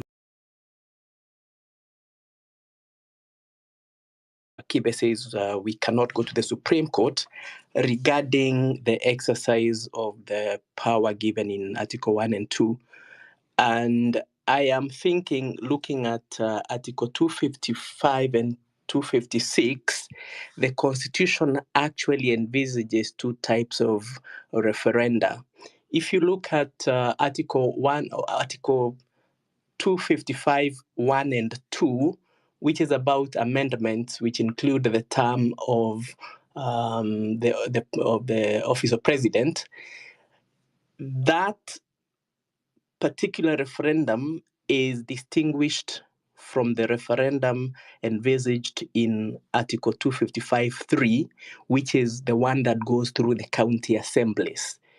So I think, as most of you might already know, I'm not a constitutional litigation lawyer, but I'm throwing this out for us to think about, and specifically to my friend Kibe and others, to think about looking at the distinction between the referendum as stated in Article 255, 1 and 2, and the referendum that goes through the county assemblies in Article 255, Sub-Article 3. The next thing I would like to say is that while I agree with Welie that it is important for Gen Zs to have structures and things like that, I don't think it is priority at the moment, because it is possible to elect sound people into public office as independent candidates, or even as members of existing political parties. What I think is probably more important is to push for certain important amendments to the Constitution before the next election, whether it's 2027 or before, because one of the things Gen Zs have complained about, and I agree with them, is the cost of government, the size of government. If we agree that we are overrepresented, that we have 400 MPs and we have 2,000 plus MCAs, and a lot of them are nominated, and we want to reduce that number, the best way is to reduce that number before the next election, so that that amendment takes effect with effect from the next election. And so I would say that that is probably something that we need to consider. And at the same time, entrench Chapter 6 so that the ruling that people can serve in public office unless they've exhausted all appeals when they have criminal and corruption cases needs to be firmly and strongly resisted and removed from the Constitution, so that we don't have people who should be in jail sitting in Parliament and ensuring that they are not facing due process. I think I'd like to end my contribution there. And once again, thank you very much. Thank you very much, Mugambi, and thank you to all who have joined in. Very many comments as well on our comment section. Many people who had requested to speak.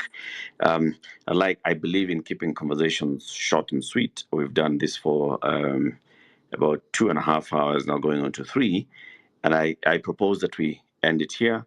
But like I told the petitioners, as I was saying, let's have this conversation. This is the beginning of a journey.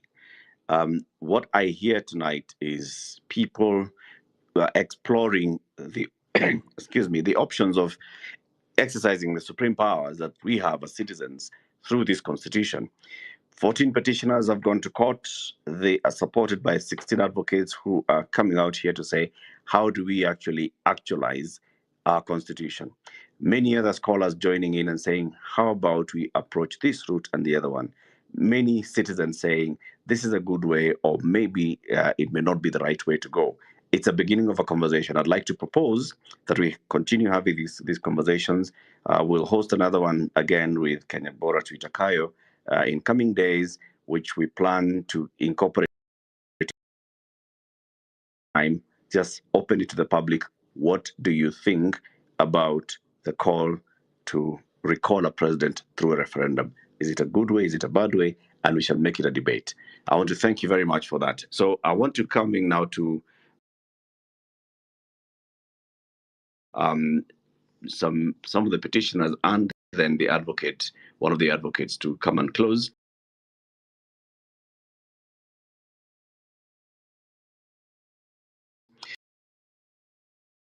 You will close, but before you do that, Lempa, as Wakili, you can take us through the next steps and what you expect to see in coming days, in coming weeks.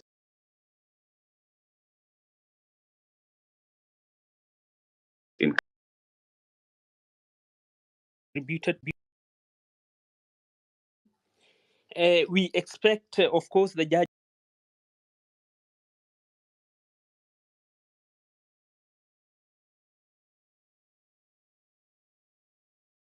The judge has given directions. We expect the respondents to put in their response.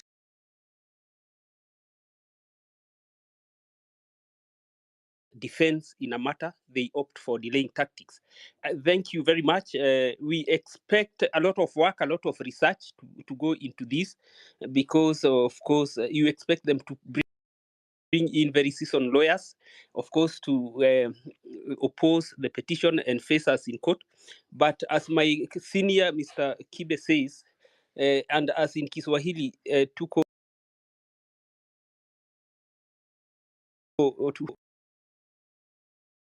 sometimes you do not require money to be paid. And I can give you an example of about 2 weeks ago when the Kenya Kwanza Gulag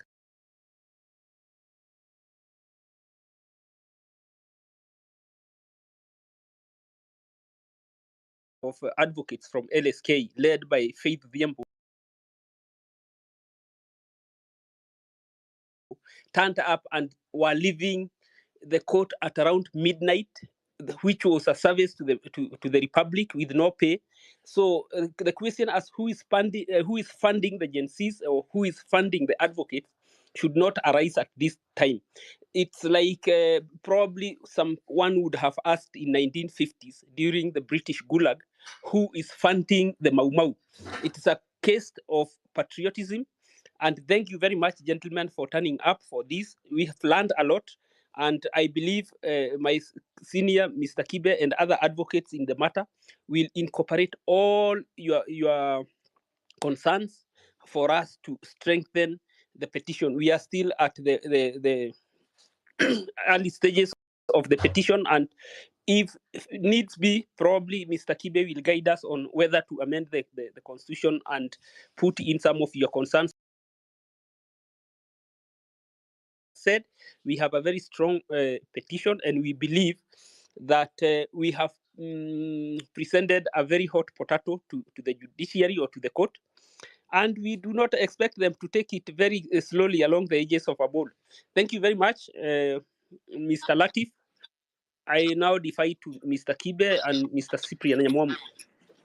Asante sana Lempa. Indeed, it's a hot potato, not just for the courts, but for the entire country. Cyprian Nyamwamu, close this for us. Oh, no, before you do that, Wakili Kibe,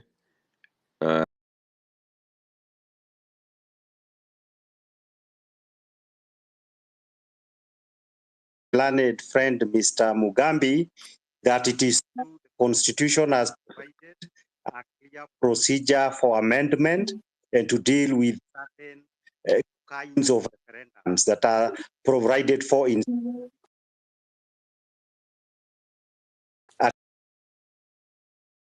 that the Constitution itself is not exhaustive and it is stated clearly in Article 19 and 20. The rights under Article 1, that is the spirit of the Constitution from the Chief Justice Emeritus Mutunga, is that the enumeration of any right is not a complete list. Therefore, if there is an Article 1 in existence, that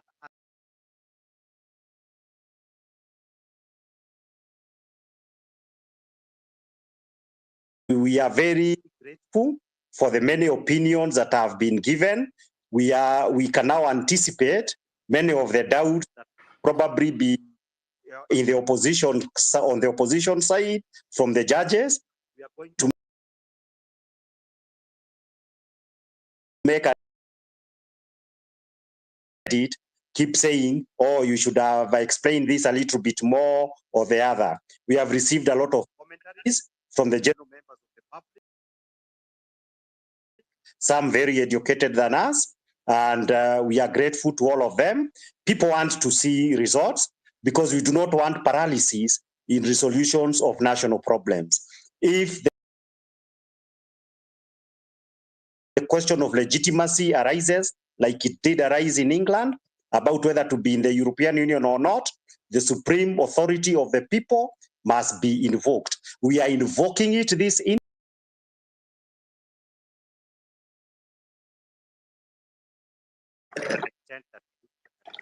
Thank you very much. Very glad to organize this. Thank you. Thank you, Wakili. Cyprian.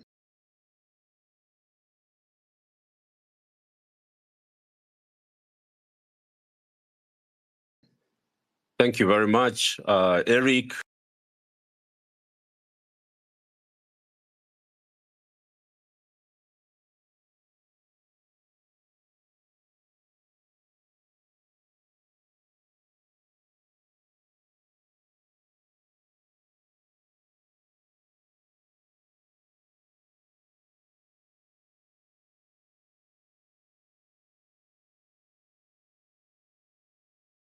Chief Justice Emeritus David Maraga said on September 1st, 2017,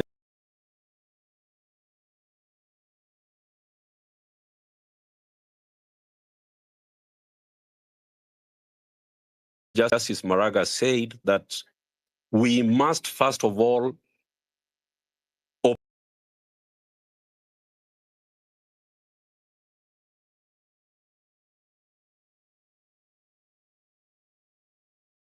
times now since 2022 we are going to be in chaos and we are going to breach the very peace of our country. Secondly, the rule of law. If we are not going to uphold the rule of law, we are going to destroy our economy and we are going to destroy every institution and pillar of this country. And finally,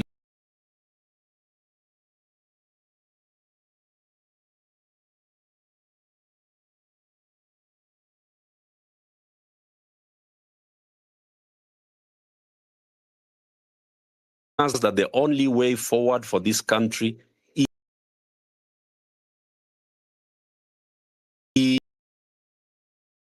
which is based on the values that the Constitution has approved. May God bless you, and I want to thank everyone who found time to be on this very educative, very enriching debate, and particularly to you, Eric. Thank you. And petitioners who have taken this bold step, to the advocates, to everybody who's supporting it. For me, I like I said from the very beginning, and I want to repeat, I'm not part of the petitioners, but as a journalist and somebody who likes to engage on matters of moving and advancing our country forward, I find this a very interesting conversation. Let's keep having it.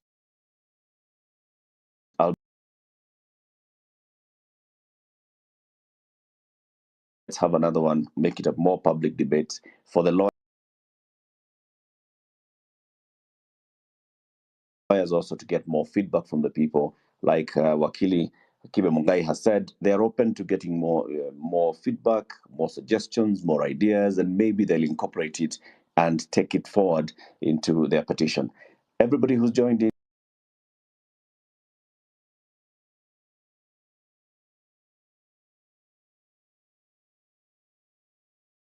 next time.